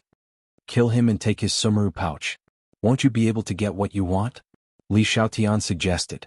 Tang Jing could make other things appear at any time, so he definitely had a treasure like the sumaru pouch. This was not difficult for Li Xiaotian and Xing Feng to guess. Okay, kill him. Xing Feng was also rather envious of the mysterious four symbols Venerable One. The life-continuing pill could be handed over to the higher-ups, but if the four symbols Venerable One could keep it for his own use, then he could safely make up for his lack of strength. Seeing that Xing Feng's killing intent had been aroused, the corner of Li Xiaoyan's mouth curled up, and he sneered in his heart, "Idiot, I have my heaven-shocking bow and shooting sun arrows in my sumaru pouch. How could I let you off so easily? Open the cabin door." Xing Feng ordered loudly. With a bang, the cabin door opened and a strong suction force was produced. The things inside the cabin flew out of the cabin and flew 10,000 meters into the air. A few super warriors were also sucked out, while Tang Jing and Huang Ziang were forced to retreat towards the cabin door. The two of them seemed to have grown roots in the cabin and did not move an inch. However, they could not resist the enemy's pressure. They approached the cabin door step by step, and the huge suction force caused their clothes to flutter, causing their faces to hurt. What are they doing? Could it be that they want to force me out of the sky and fall to my death? Tang Jing thought suspiciously. Whiz. With a sharp sound of something tearing through the air, a rocket actually rose into the air and shot towards Tang Jing. F***CK, what are they doing? Aren't they afraid of blowing up the plane? Aren't they afraid of death? Tang Jing shouted crazily, but facing the continuous barrage of rockets, this was completely different from the bullets from before. In terms of explosive power, the rockets were even stronger. Bang! With a loud explosion, Tang Jing and Huang Ziang were sent flying by the blazing heat wave, and a large hole was blown in the wall of the cabin. The alarm in the cabin rang non-stop. However, the others acted as if they did not see it. Seeing that Tang Jing and Huang Ziang were sent flying by the wave of air, everyone immediately jumped out of the hole. What the hell are they doing? Are they really not afraid of death? Tang Jing was dumbstruck, the other party's actions were completely out of his expectations. But soon Tang Zheng's question was answered, because two flames spurted out from the feet of each super soldier, and their bodies were suspended in mid-air. So they have special equipment. No wonder they are so fearless. Are they bullying me because I don't have any equipment? Are they planning to fall to my death? Tang Zheng felt the wind blowing in his ears. The feeling of weightlessness was a test of one's mental and physical endurance. However, Tang Zheng did not panic. When he saw the pursuers diving down without holding back, he calmly took out the dragon-trapping lasso. The dragon-trapping lasso was like an extension of his arm, easily binding a few super soldiers. With a few cracking sounds, the equipment on their legs was destroyed by the dragon-trapping lasso, and then these guys without wings quickly fell down, their screams echoing through the sky. Tang Zheng sneered. He thought that these super soldiers were really not afraid of death, but it turned out that they knew fear even without equipment. The only person who was not afraid was Huang Ziang. His eyes were wide open as he fell uncontrollably. However, he did not panic, and there was not even the slightest fluctuation in his eyes. Tang Zheng glanced at him and shouted, "Don't just watch, attack the enemy." Huang Ziang's body suddenly froze for a moment, the ghost head blade slashed out in the air, and a person was directly killed by the blade, turning into a rain of blood. Missiles lock onto him. With Xing Feng's order, a pocket-sized missile launcher rose from the shoulders of a few super soldiers. Swoosh swoosh. The missile followed a strange path and flew towards Tang Zheng. Tang Zheng was in mid-air and had nowhere to relay the missile. Seeing a missile flying towards him, he immediately took out his heaven-shocking bow and sun-shooting arrow. With a whoosh, a shooting sun arrow hit the missile. Flames rose into the air, but the shooting sun arrow was not destroyed. It only had its attack power reduced and flew to the side. Li Xiaotian, who had been watching coldly from the side, also had a full set of equipment. He quickly grabbed the sun-shooting arrow and could not hide the joy on his face. Back then he had only managed to obtain a sun-shooting arrow from Tang Zheng's hands after racking his brains. Today he had obtained another one. It was not in vain to cooperate with the dragon group and endure Xing Feng's bad temper. When Tang Zheng saw that a sun-shooting arrow had fallen into Li Xiaotian's hands, although he was unwilling, there was nothing he could do. Huang Ziang's method of dealing with the missile was even more efficient. He did not back down at all and instead used his blade to deal with the missile. Bang! With an explosive sound, Huang Ziang was sent tumbling a few times by the explosion.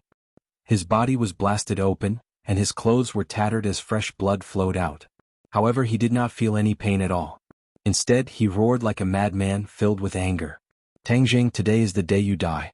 Let's see how you're going to escape." Xing Feng looked down from above and roared complacently.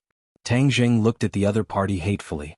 They were fully prepared and purposely moved at such a high altitude, greatly limiting Tang Zheng's fighting strength. The speed at which they were falling was getting faster and faster, and they were getting closer and closer to the ground. What entered their eyes was a boundless blue sea. The reason they chose to make their move above the sea was to avoid attracting the attention of the people on the land. Although it was all water below them, the water was still fatal. Falling into the water at such a high speed, not to mention that Tang Zheng's chaotic Vajra spell had not reached large success. Even if he had, falling into the water at such a high speed would still be enough to choke on. "This won't do, we're definitely going to die like this. We have to think of a way." Tang Zheng was anxious, but Qiangzi was calm as his thoughts raced. However, Xing Feng obviously did not want to give the two of them the chance to think. Attacks came one after another, whether it was the cold air bullets or the missiles, they all greeted the two of them with all their might. They wanted to counterattack, but the other party relied on their equipment and dodged far away, leaving Tang Zheng helpless. The smile on Xing Feng's face grew wider and wider, while Li Xiaotian was relatively calm. She had interacted with Tang Zheng for so many days, so she understood him better. Until the last moment she could not predict what would happen, much less determine the outcome.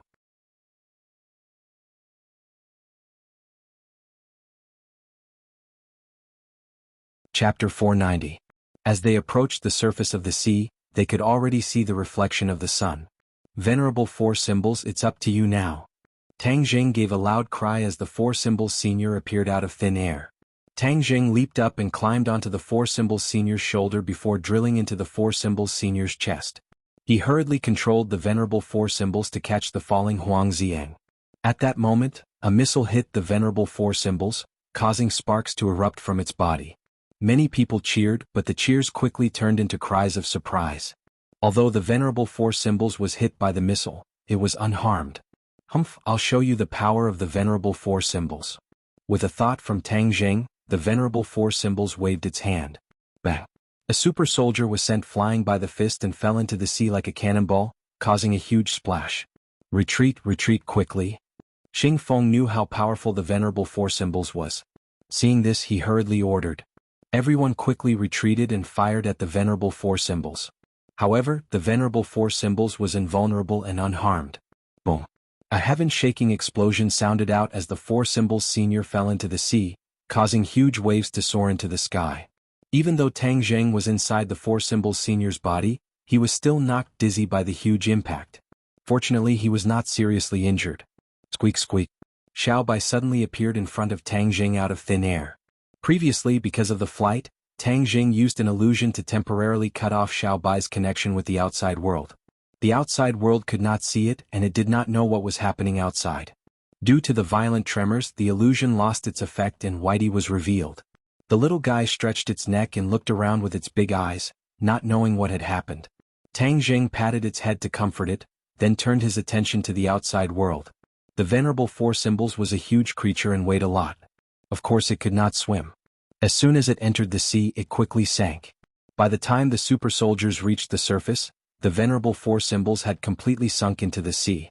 Tang Jing hid within the body of the Four Symbols Venerable and was completely isolated from the seawater outside. He was completely fine.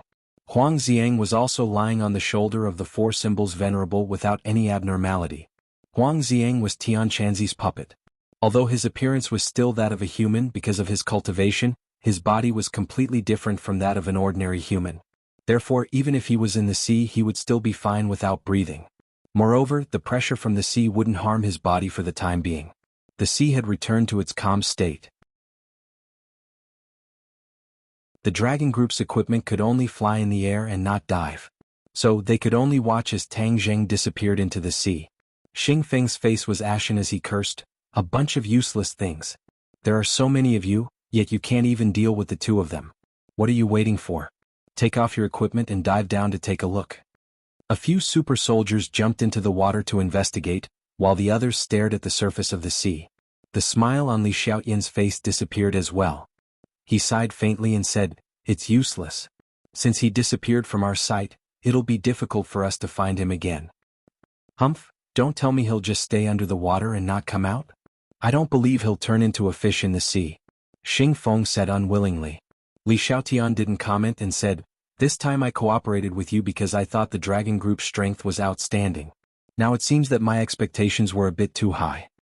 Xing Feng snorted and said, "Perhaps the Dragon Group's strength is still weak now, but in the future the Dragon Group won't lose to any of the three great organizations." Li Xiaotian shrugged and said, "Then I'll wait and see. But let me remind you that Tang Zheng isn't an ordinary person. He's already escaped from your hands 3 times. The next time you want to catch him, it'll be even more difficult. You'll have to find another way." "What do you mean?"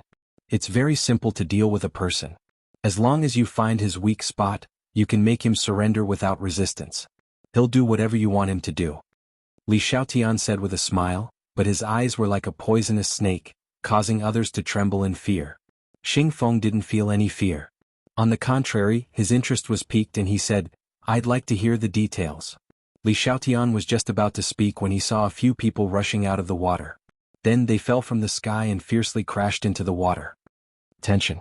Xing Feng only had time to warn before he saw a huge monster rushing out of the water. It jumped out of the water and with a sweep of its long arm, it directly attacked the super soldiers. On the shoulder of this huge monster were 2 fellows, one big and one small. The big fellow was Huang Xiang. His whole body was drenched as he raised the demon head blade with water droplets on it and slashed down. The small fellow was Xiao Bai. He opened his mouth and flames filled the sky. It was as if the sky had been lit up, and the super soldiers were immediately set on fire. Bang, bang, bang. Bullets and missiles quickly greeted the Four Symbols Venerable. However, the Four Symbols Venerable's momentum had already been exhausted. He fell into the water and disappeared without a trace. The few super soldiers who were hit fell into the water one after another, losing their ability to fight. Xing Feng clenched his fists so hard that the veins on his forehead popped out. He gritted his teeth and roared, Damn it! He didn't escape but launched a counterattack instead. For such a huge monster to be able to counterattack in the sea, it's really strange. Li Xiaotian didn't say a word. He carefully observed the sea below and suddenly said, "This part of the sea is very shallow. That's why the four symbols venerable leaped out of the water with the help of a huge rebound force." Xing Feng was shocked and asked, "That means he can attack again?" "Yes." Li Xiaotian nodded. As if to prove her words, the four symbols venerable leaped out of the water with a loud sound and launched an attack on the other super soldiers. These super soldiers were completely wiped out again. Xing Feng was so angry that he cried out, "Are you all blind? Don't you know how to dodge? Hurry up and take to the air. Get out of his attack range." The remaining super soldiers all took to the air and looked down at the sea from a height of over 1,000 meters. Not long after, the four symbols venerable leaped out of the sea again. However, this time because the enemy was too far away, he returned without any success. Seeing the four symbols venerable swagger into the sea, Xing Feng gritted his teeth and said, "You mentioned a weakness just now. What's Tang Zheng's weakness?" Li Xiaotian smiled mysteriously and said, "He's been an orphan since he was young. He's been relying on a grandfather who adopted him. This grandfather of his is lifeblood. As long as you catch him, Tang Zheng will be at your mercy." Xing Feng was overjoyed. Why didn't he think of this? He had only thought of dealing with Tang Zheng himself and neglected other methods. This was a way to get things done once and for all. Moreover, catching an old man would be as easy as flipping his hand. It was really too easy. Li Xiaotian smiled as he looked at Xing Feng, who readily accepted this suggestion. His eyes narrowed into slits as he thought proudly, "Xing Feng, do you really think I'm giving you advice? You're really too naive." Li Xiaotian's gaze turned cold, but Xing Feng was immersed in joy and didn't notice. Tang Dehai is Tang Zheng's reverse scale. If you dare to touch him, Tang Zheng will fight you at all costs. At that time, I'll see how long your dragon group can last. The government wants to use the dragon group to check and balance our three major organizations. Their thinking is too simple. We can't directly interfere with the dragon group's matters, but we don't mind finding some trouble for you. If Xing Feng knew what she was thinking at this moment, he would definitely give her the title of two-faced woman. Her schemes were too deep, and the slightest bit of carelessness would cause him to fall into her trap. Xing Feng didn't know this, so he didn't realize that he had fallen into Li Xiaotian's trap. He couldn't wait to capture Tang Zheng and force him to hand over the life-continuing pill. No, not only the life-continuing pill, Xing Feng wanted all of his treasures. Retreat. With Xing Feng's order, he took the lead and flew towards land. Li Xiaotian deeply looked at the calm sea and muttered to herself, "He's not accompanying his family at home during the winter break. What is he doing in the southern sea?" She couldn't figure out the reason no matter how hard she racked her brains. She couldn't continue to guard here because it would be useless. With the protection of the four symbols venerables, Tang Zheng could completely dive under the sea. Her guess wasn't wrong. When Tang Zheng confirmed that the enemy had retreated, he didn't jump out of the water, but instead dived a few hundred meters under the sea. It was true that the four symbols venerables were huge creatures, but in the vast sea they were insignificant. Diving under the sea wouldn't cause any big movements. The pressure of the several hundred meters under the sea was huge, but it didn't affect the four symbols venerables and Huang Xiang much. Another matter also shocked Tang Zheng. Xiao Bai's swimming ability was actually very good. It was as free as a small fish. Its four claws were constantly paddling the sea, and its speed wasn't slow either. Furthermore, it could also withstand the pressure of the several hundred meters under the sea. From time to time, it would spit out a few small bubbles. It was very cute. The Dragon Palace was located very far from the coastline. Tang Zheng was still quite a distance away. He dived under the sea and the sea was getting deeper and deeper. Gradually, it was over 1,000 meters under the sea. The four symbols venerables and Xiao Bai were still safe and sound, but Huang Xiang couldn't take it anymore. He kept spitting out bubbles and his movements became stiff and slow. Although Huang Xiang's body was strong, the pressure at the bottom of the sea was too great. He couldn't take it anymore. "This won't do. I still have to go to the surface." Tang Zheng didn't know how long he had dived for, nor did he know where he was. Therefore he had no choice but to go to the surface. Bang! The four symbols venerables stomped on the seabed, and the seawater immediately turned turbid. Then the four symbols venerables charged up like a cannonball. This was already the deep sea and there were many large fish. Tang Zheng even saw himself flash past a whale. The whale was so frightened that it hurriedly swayed its tail to avoid the huge creature. The other small fish and shrimps were as if they were facing a great enemy. They were almost scared out of their wits. Just as he was about to burst out of the water, Tang Zheng put the 4 symbols venerables back into his sumeru pouch. Then he surfaced with Huang Xiang and Xiao Bai.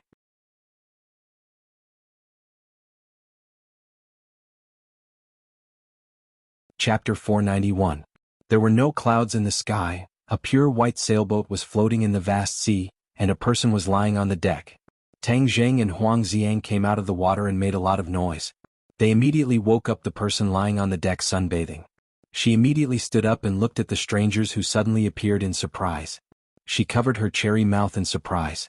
But she quickly reacted and waved to Tang Zheng. Then, with a beautiful diving posture, she jumped directly from the deck into the sea and swam quickly towards Tang Zheng like a mermaid. Tang Zheng looked at this scene with his mouth agape. This was really beyond his expectations.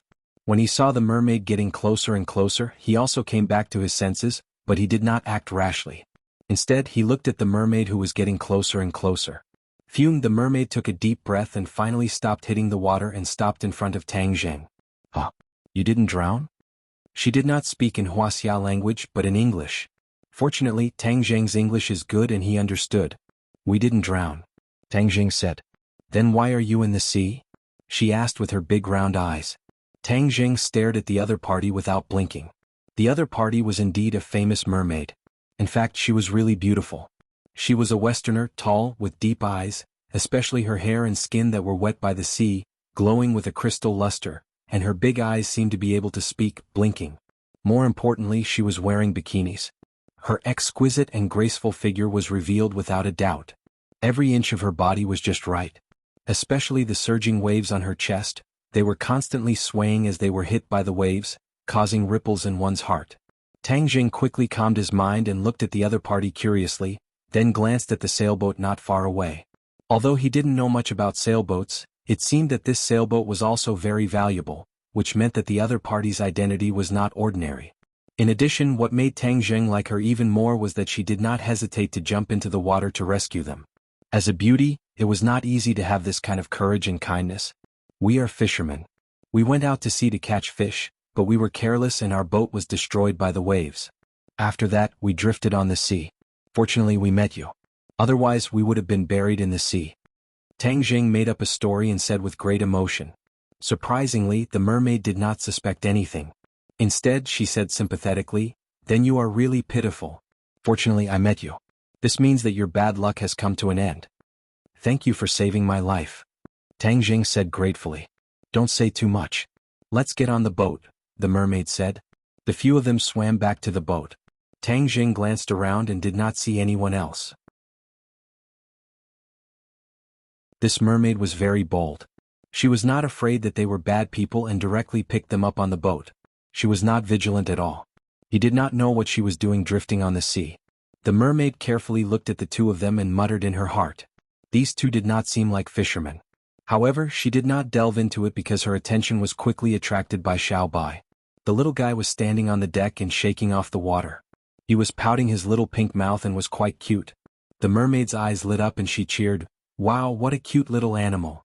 Xiao Bai looked up and pouted at her.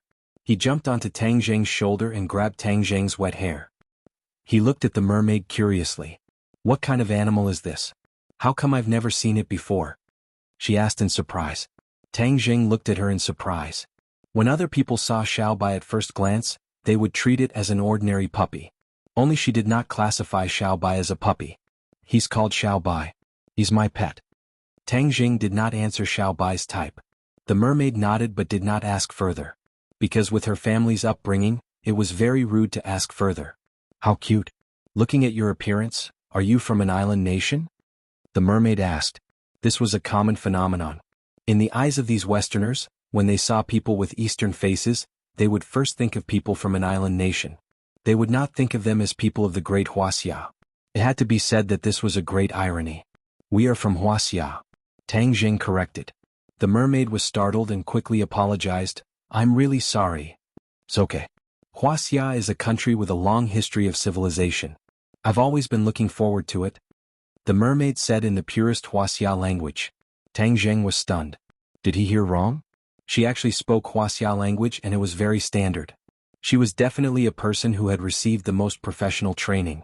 Looking at Tang Zheng's expression, the corners of her mouth rose slightly and said, "I have a talent for languages, so I learned a few more."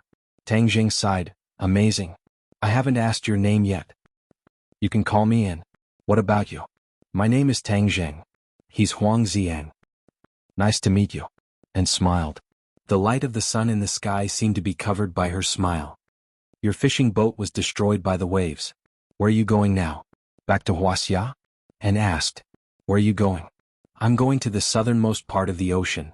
Tang Zheng's heart skipped a beat. The Dragon Palace was still further south. It was on the way, so he said, "We're not going back home. I have friends fishing further south. We're going to meet them there." And said happily, "Really? That's great. Then we can go together. That way we won't be lonely on the way." Tang Zheng couldn't help but laugh. This mermaid was too gullible. He casually made up a reason and she actually believed it. It seemed that she was inexperienced and didn't have much social experience. This was for the best. Tang Zheng also didn't have to be careful. The two sides chatted for a while. Tang Zheng gradually understood that this mermaid had a strong sense of adventure. She was actually sailing around the world alone. Tang Zheng was flabbergasted.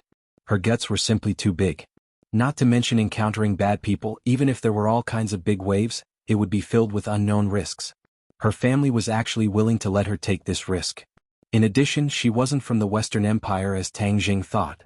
She came from a small country on the European continent with a long history, Sweden. The largest country on the European continent was the Atlantic Empire, but there were other scattered small countries and Sweden was one of them. Sweden had a long history and still retained the royal system. Although it was a small country, its economy was quite extraordinary. And kept asking about Huaxia's local conditions and customs. She seemed to be very interested in Wuxia. In addition, the knowledge revealed in her words made Tang Zheng secretly admire her. From astronomy to geography, even literature, art, history and philosophy, she was quite accomplished in all of them. Moreover, she was very familiar with a lot of uncommon knowledge, many of which were things that Tang Zheng had never heard of before, causing him to be flabbergasted and suddenly enlightened. Her family must be either rich or noble, otherwise it would be impossible for them to nurture such an outstanding talent. Moreover, the aura she exudes is the true aura of a noble. Her every move seems casual, but in reality, it has a deep meaning. Tang Zheng muttered in his heart. And was completely different from the nouveau riche second generation in the country. Everything she showed made Tang Zheng look at her in a new light. And arranged cabins for the two of them and then quietly sailed the sailboat.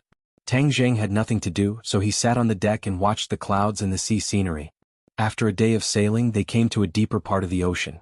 There were no clouds for thousands of miles and the wind was calm. It was as if they were gliding on a mirror, making them feel relaxed and happy. Tang Zheng experienced the scenery of the ocean and was intoxicated by it. Annie would occasionally exchange a few words with him and introduce knowledge of the ocean to him, which greatly benefited him. Suddenly, 3 speedboats appeared on the surface of the sea and quickly sailed toward the sailboat. "Why are there these small speedboats in the middle of the sea? What are they doing?" Tang Zheng muttered in his heart. And obviously also noticed the other party. She walked out of the cockpit and stood on the deck to look.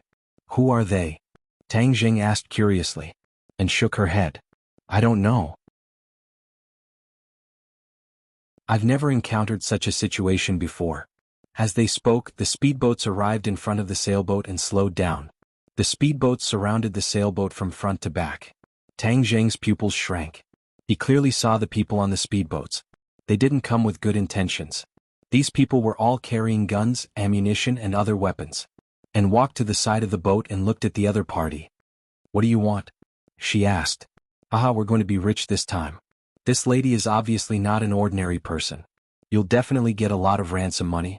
A thin man with buck teeth laughed and spoke in English. Tang Zheng and frowned at the same time. And angrily said, "Who are you people?" "Pirates," the man with buck teeth said proudly. Tang Zheng's head thumped. The outside world had always said that the sea at the southern end of the ocean wasn't peaceful. There were many pirates, big and small, who specialized in robbery and kidnapping. Tang Zheng had always lived on the mainland and didn't have a direct impression of these things. It was really too much of a coincidence to be able to meet them this time. He wasn't afraid. Instead, he was eager to give it a try. He looked at the pirates with interest. There were more than 10 pirates in total. Each of them was carrying a rifle or a pistol. One of them even had a rocket launcher on his shoulder. Their firepower wasn't weak and was more than enough to deal with ordinary people. No wonder they were able to succeed so many times. And didn't panic when she heard the other party's identity. Instead, she was calm and said righteously, "Being a pirate is against the law. Repent and be saved. Turning over a new leaf is the right path." Repent and be saved? Turning over a new leaf? Ah. The pirate laughed wildly as if he had heard the funniest joke. Suddenly, the Buckteeth's smile disappeared and he said with a murderous look, "Arrest them all for me. This time we've kidnapped a big one. After this one is done we can rest for a while."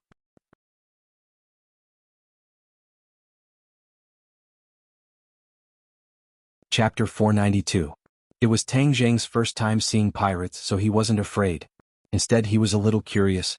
Looking at Anne's attitude, he felt that she was a little silly and cute. It was a waste of saliva to talk with these useless people. The pirates were holding rifles and the muzzles were waving around. It was obvious that they were a motley crew. Tang Zheng wasn't even interested in making a move. Instead, he wanted to see what the other party was going to do. "This person is scared silly. Haha, useless man." The pirate smirked, and didn't expect the two fishermen to resist. Seeing the pirate pouncing towards her, she reached her hand to her thigh and pulled out a pocket pistol. She pointed it at the pirate and shouted, "Don't move or I'll shoot." "Aha, you want to scare us with a toy gun?" The pirate wasn't afraid at all. Instead, the buck-toothed pirate swaggered towards Anne. "I'm really going to shoot." Anne's body trembled. Bang. The gunshot shocked everyone. The pirate almost pulled the trigger and shot at them, but he restrained himself in the end. This was because Annie's shot did not hit anyone, and the bullet was thousands of miles off target. "Ha ha ha." Buck-toothed laughed wildly. "You dare to shoot with this kind of marksmanship? Brother will teach you how to play with a gun." Set. Buck-toothed grabbed the pistol and threw it into the sea. He pointed the rifle muzzle at Anne and shouted angrily, "See, this is a gun. A man's gun. Hee hee, I'll let you see a man's other, more powerful gun in a moment." When the other pirates heard this, they laughed even more unscrupulously. Their eyes kept sizing up and Anne's heart trembled. She quickly hugged her chest, but it didn't have the slightest power. Instead, it looked delicate and pitiful, causing ripples in people's hearts. "Tie them up." Several pirates hurriedly tied the three people up with ropes.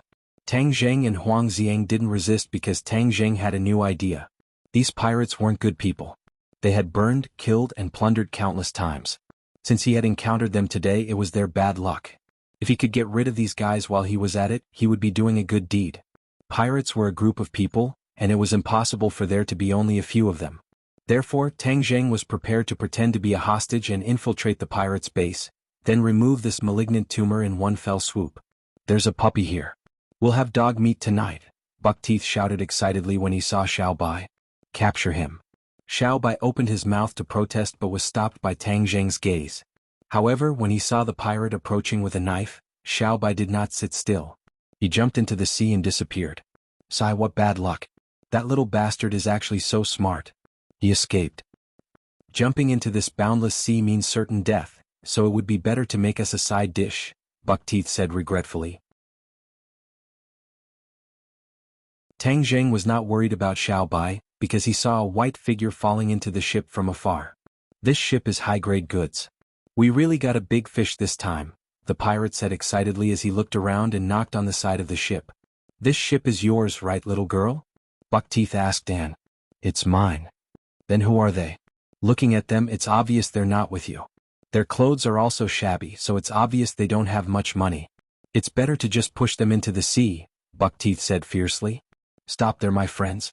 If you dare to touch them, don't think of getting a penny," and shouted to stop him. Tang Zheng's heart skipped a beat. This mermaid is quite loyal. "Hee hee, so you must be very rich. How much can you pay to redeem your lives?" Buckteeth licked his lips and asked expectantly, "How much do you want?" and raised her head and asked. When the pirates heard this, their eyes lit up. When Tang Zheng saw this, he sighed inwardly. This mermaid really didn't have much social experience. Wouldn't it seem like he was a big piece of fat meat if she said that? These pirates wouldn't let her go so easily and would even ask for an exorbitant price. 50 million. Buckteeth stretched out a hand and said excitedly and nervously. This price tag was already very high because it was equivalent to $300 million in Wuxia dollars. This was truly an exorbitant price tag. "No problem. unexpectedly, and agreed without even blinking. Buckteeth's expression clearly became more excited. He thought to himself that the price he offered was too low for the other party to agree so readily. However, he didn't immediately increase the price.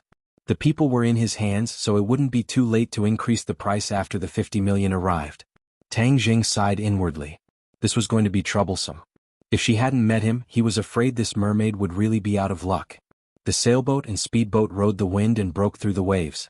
After a long time they finally saw a small island. Looking from afar, the island was filled with rugged rocks and looked quite imposing. There's actually such a treasure land in the middle of the sea. These pirates really picked up a treasure. Tang Jing only took a glance from afar and discovered that this was a place that was easy to defend and difficult to attack. The entrance to the island was a narrow waterway that was difficult for large ships to pass through. Only speedboats and small boats could pass through. Moreover, this waterway was flanked on both sides by sheer cliffs. Tang Jing also saw scattered figures on the cliffs, who were obviously pirates. The defense is tight. No wonder these pirates are so arrogant. However, technology is so advanced now and these pirates are so rampant. Aren't they afraid of being attacked by various countries? Tang Jing muttered in his mind. Although pirates were powerful, they were still like clay chickens and pottery dogs when faced with ordinary people, real state machinery, and an attack from the military. They couldn't withstand a single blow. Tang Jing couldn't figure it out, so he decided to wait and see. Moreover, this place was already very close to the Dragon Palace, so he didn't mind staying for a few more days. Haha, Buckteeth, the Sea King will definitely be very happy with such a big harvest this time. A pirate shouted excitedly when he saw Buckteeth return with 3 hostage, especially the radiant Anne. Buckteeth's face flushed red as he chuckled. This is my good luck. Let me tell you, this little girl is willing to pay 50 million for safety. 50 million. The other pirates opened their mouths wide. This was really a big deal and they all stared at Anne like a tiger eyeing its prey. And wasn't afraid at all. She raised her head like a proud princess and looked at the pirates with disdain. She muttered to herself, a group of pathetic people who let their hearts fall into depravity because of money. Tang Jing smiled bitterly. This mermaid was not only stupid because of money, but she was also a bit of a clean freak. Let's go and see the Sea King. Buckteeth kicked Tang Jing's leg and cursed. Tang Jing's face flashed with anger. Buckteeth, you just wait. You dare to kick me? I'll make you suffer later. In the center of the island, hidden among many tropical plants, a stone building was particularly eye-catching. Tang Jing saw it from afar. This is the residence of the Sea King. This Sea King is the leader of this group of pirates. Tang Jing pondered. Crick. 2 dark pirates pulled open a huge stone door, and Buckteeth led the 3 of them in. The floor was paved with stone slabs, and the air was filled with the smell of the salty sea breeze. The light was somewhat dim. A big man sat boldly on a huge throne. This big man had a full beard and was muscular. He was bare-chested and only wore a pair of shorts on his lower body. His skin was dark and his eyes were bright and full of expression. 2 Western beauties sat on the armrests on both sides of the throne. Only a few pieces of gauze covered their bodies, so they were almost naked. In any case, Tang Jing could clearly see their body parts under the gauze. However, these 2 Western beauties had dull expressions, as if they were walking corpses without souls. Buckteeth, how was the harvest this time? The Sea King asked.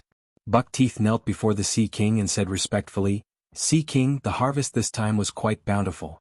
We caught a big hostage and this woman agreed to pay 50 million to redeem herself. The Sea King's gaze turned and fixed on Anne. He couldn't hide his pleasant surprise and said, "Ha, what a stunning beauty." After saying that, he impatiently stood up and casually threw the 2 beauties beside him to the ground. Then he strode toward Anne. And subconsciously took a step back and shouted, "What are you doing?"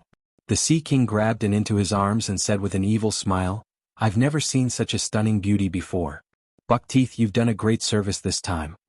Buckteeth was unable to restrain his joy. "Get lost.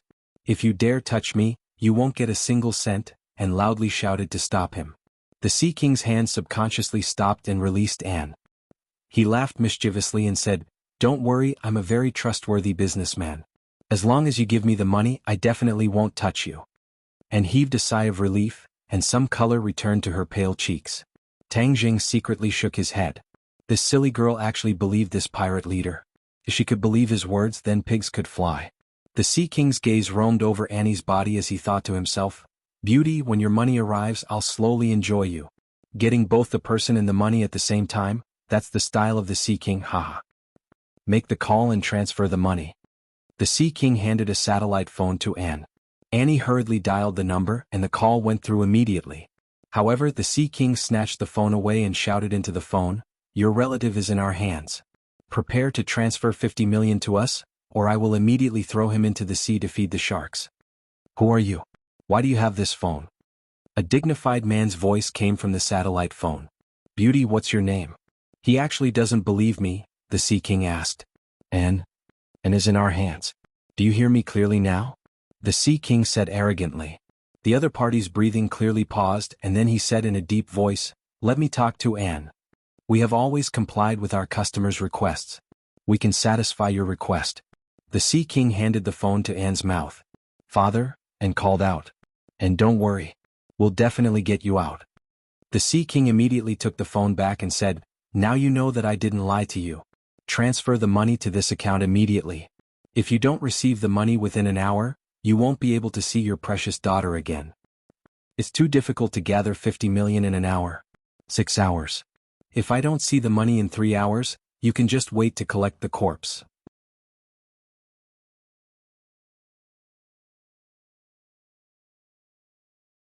Chapter 493. The Sea King hung up the phone and didn't immediately make a move on Anne. After all, he hadn't received the ransom yet, so he wasn't in a hurry.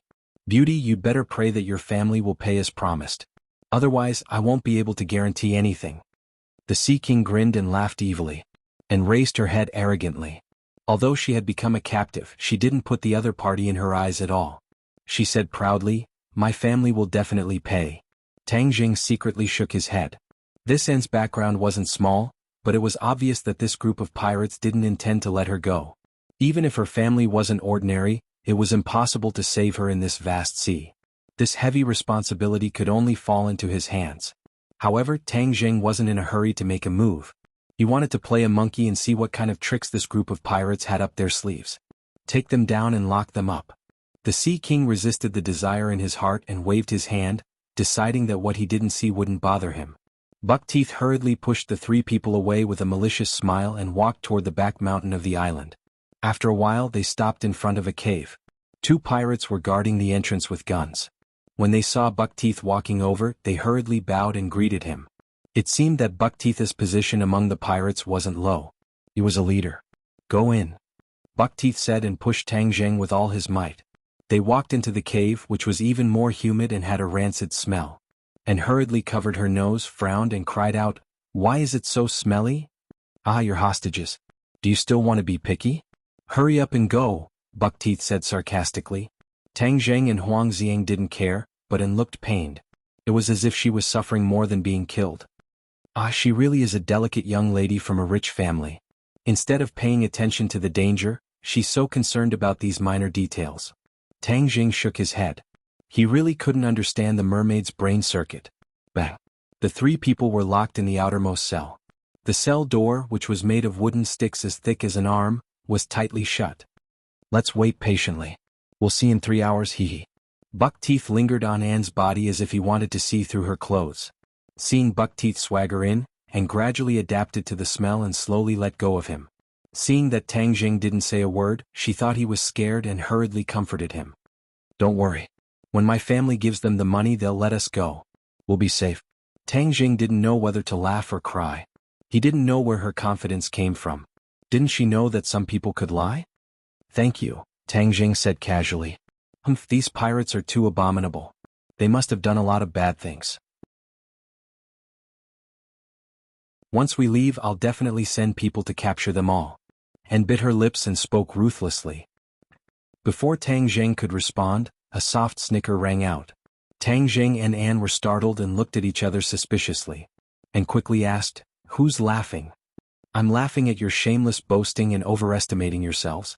The voice rang out again. Tang Jing looked in the direction of the voice and saw that it came from a cell diagonally across from them. But the light in the other cell was dim and he couldn't see the scene inside. "Why do you say I'm shameless boasting?"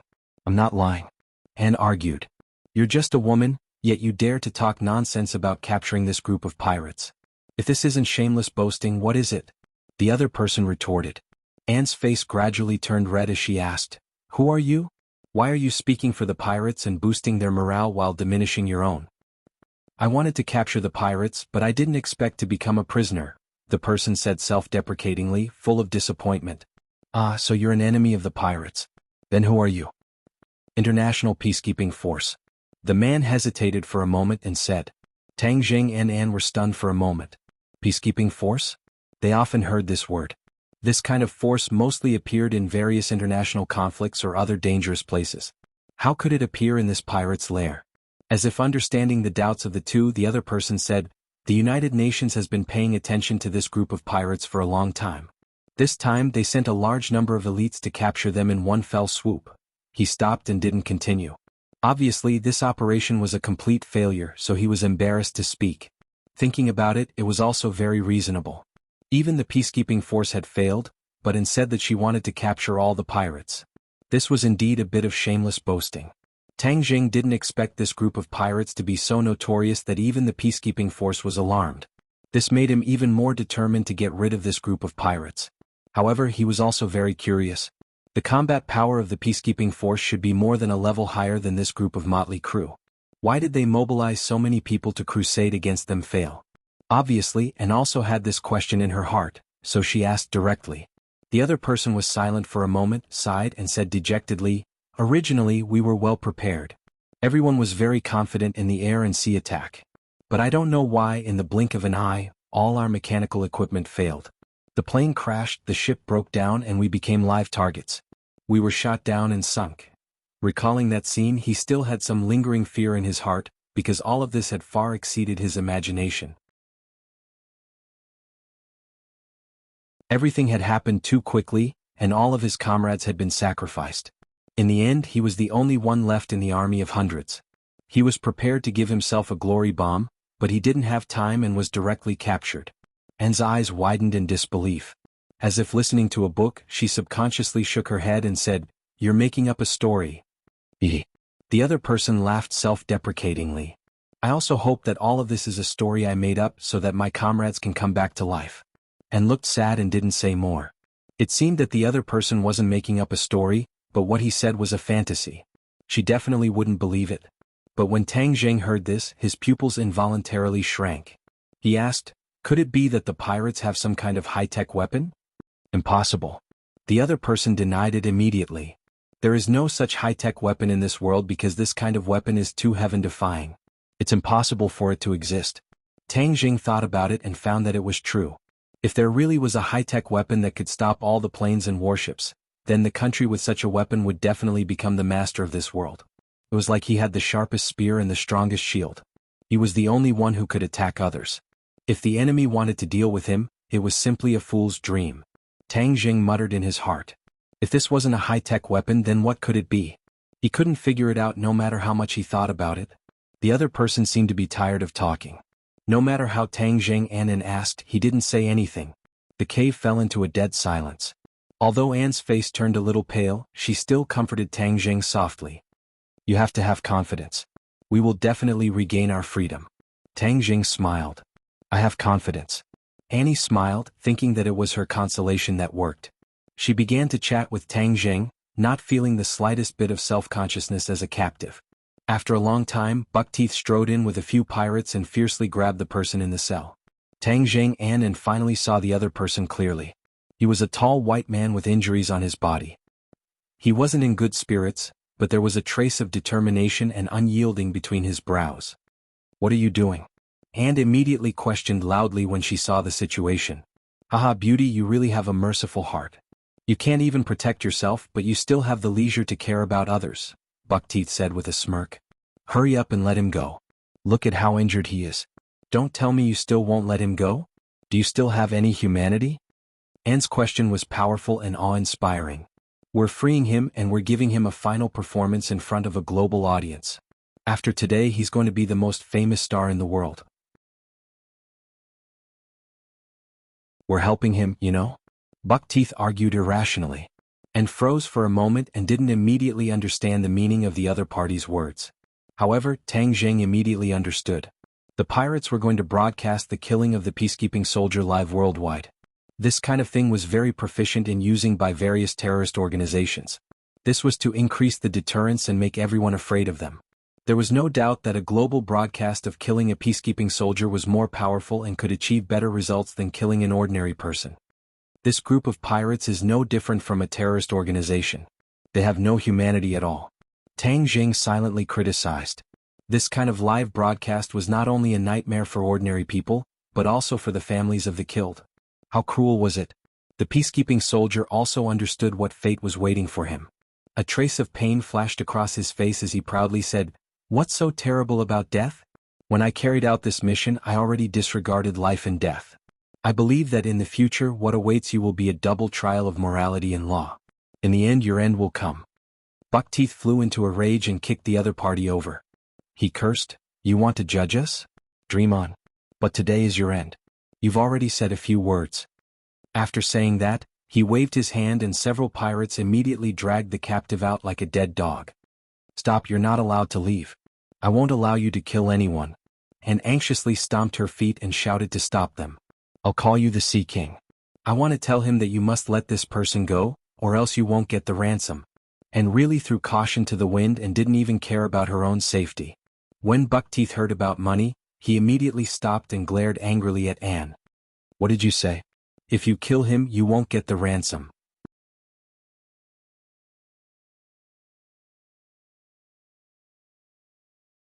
Chapter 494. The cell door opened and Buckteeth fiercely escorted Anne out. Seeing this, Tang Jing hurriedly said, "We also want to watch." Hee, someone actually volunteered to watch the killing. Interesting. Buckteeth looked at Tang Jing in surprise. Tang Jing pretended to be timid and smiled. "I want to broaden my horizons." Buckteeth pondered. "Since you're so anxious, I'll kill that peacekeeper later and make you famous. I'll also broadcast it to the world. That way it'll be even more shocking." Okay, as you wish." They were escorted out of the cave. And frowned and glared at Tang Jing. She scolded him in a low voice. "Why did you get involved? It's very dangerous." "A global broadcast? I've never seen it before." "It's broadening my horizons," Tang Jing said with a smile. Anne's frown deepened. She looked at him speechlessly and warned, "Don't talk nonsense later. I must make them give up on such inhumane behavior." Tang Jing rolled his eyes. "Since you already know they're inhumane, why are you still trying to persuade him? Isn't that playing the lute to a cow?" They were escorted to the Sea King. The Sea King's eyes seemed to sink into Anne's body. He strode over and said, "Miss Anne, your ransom hasn't been paid yet. It's been transferred. It looks like your family won't pay." And shook her head firmly. "That's impossible. It's not time yet." There's only a few minutes left. However, I don't mind waiting a few more minutes to deal with this annoying guy first." The Sea King shrugged and locked his eyes on his target. "Baser, you're really a lucky guy. Today, I'll make you the focus of the world's attention," the Sea King said maliciously. Baser was the name of this peacekeeper. Hearing this, he wasn't afraid at all and loudly rebuked, "Sea King, you've committed all kinds of crimes. Even the heavens won't obey you. The international community won't let you off. The more arrogant you are now, the faster you'll perish." Is that so? Why was your army annihilated? Let me tell you, no matter how many troops you send, I can make sure that none of you return." The Sea King was very confident. Arrogant. Baser spat. He didn't believe it. Tang Jing did not really believe that the Sea King had the ability to do so. After all, this group of pirates could not be compared to a regular army, especially a peacekeeping force that had gathered many elites. He did not know where the Sea King's confidence came from. The cameras were already set up and connected to the internet. The global live broadcast began.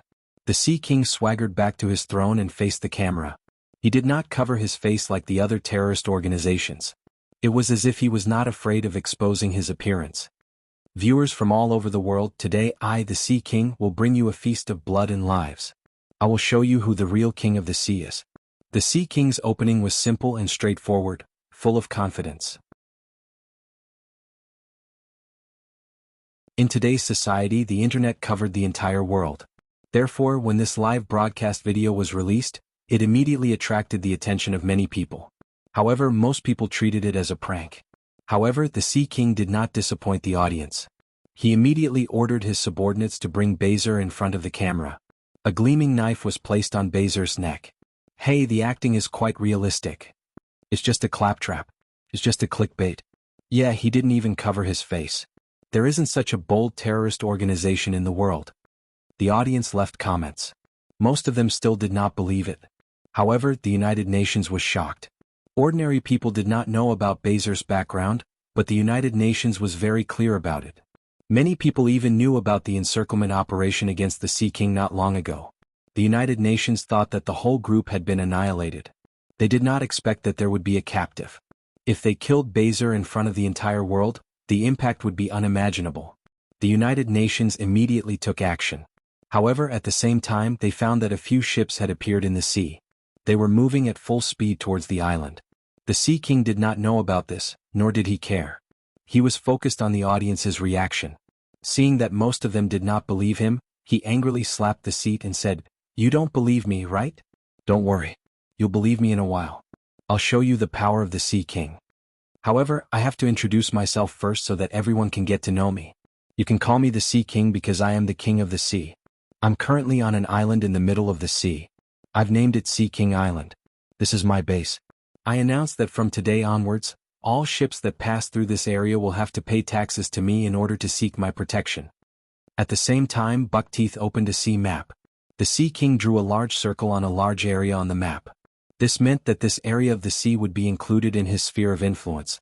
Haha, this person is really crazy. The king of the sea is really whimsical. Yeah, and those people are fooling around with him. They're simply idiots. The audience expressed their opinions. You guys are the idiots. You don't believe me, but I'll make you believe me now. Do you see? This person is Bezer. He's the only remaining captive of the United Nations peacekeeping force sent to encircle me. Today I'm going to kill him in front of the entire world. The Sea King's voice was filled with madness, and his expression gradually became ferocious. Many of the audience saw this and gradually began to believe him. Could this be true? Is this person really so crazy that he's going to kill people on a live broadcast? You'll know if you keep watching. Seeing the audience's reaction, the Sea King's tan face flushed with pride. He hooted, "All of you listen to me.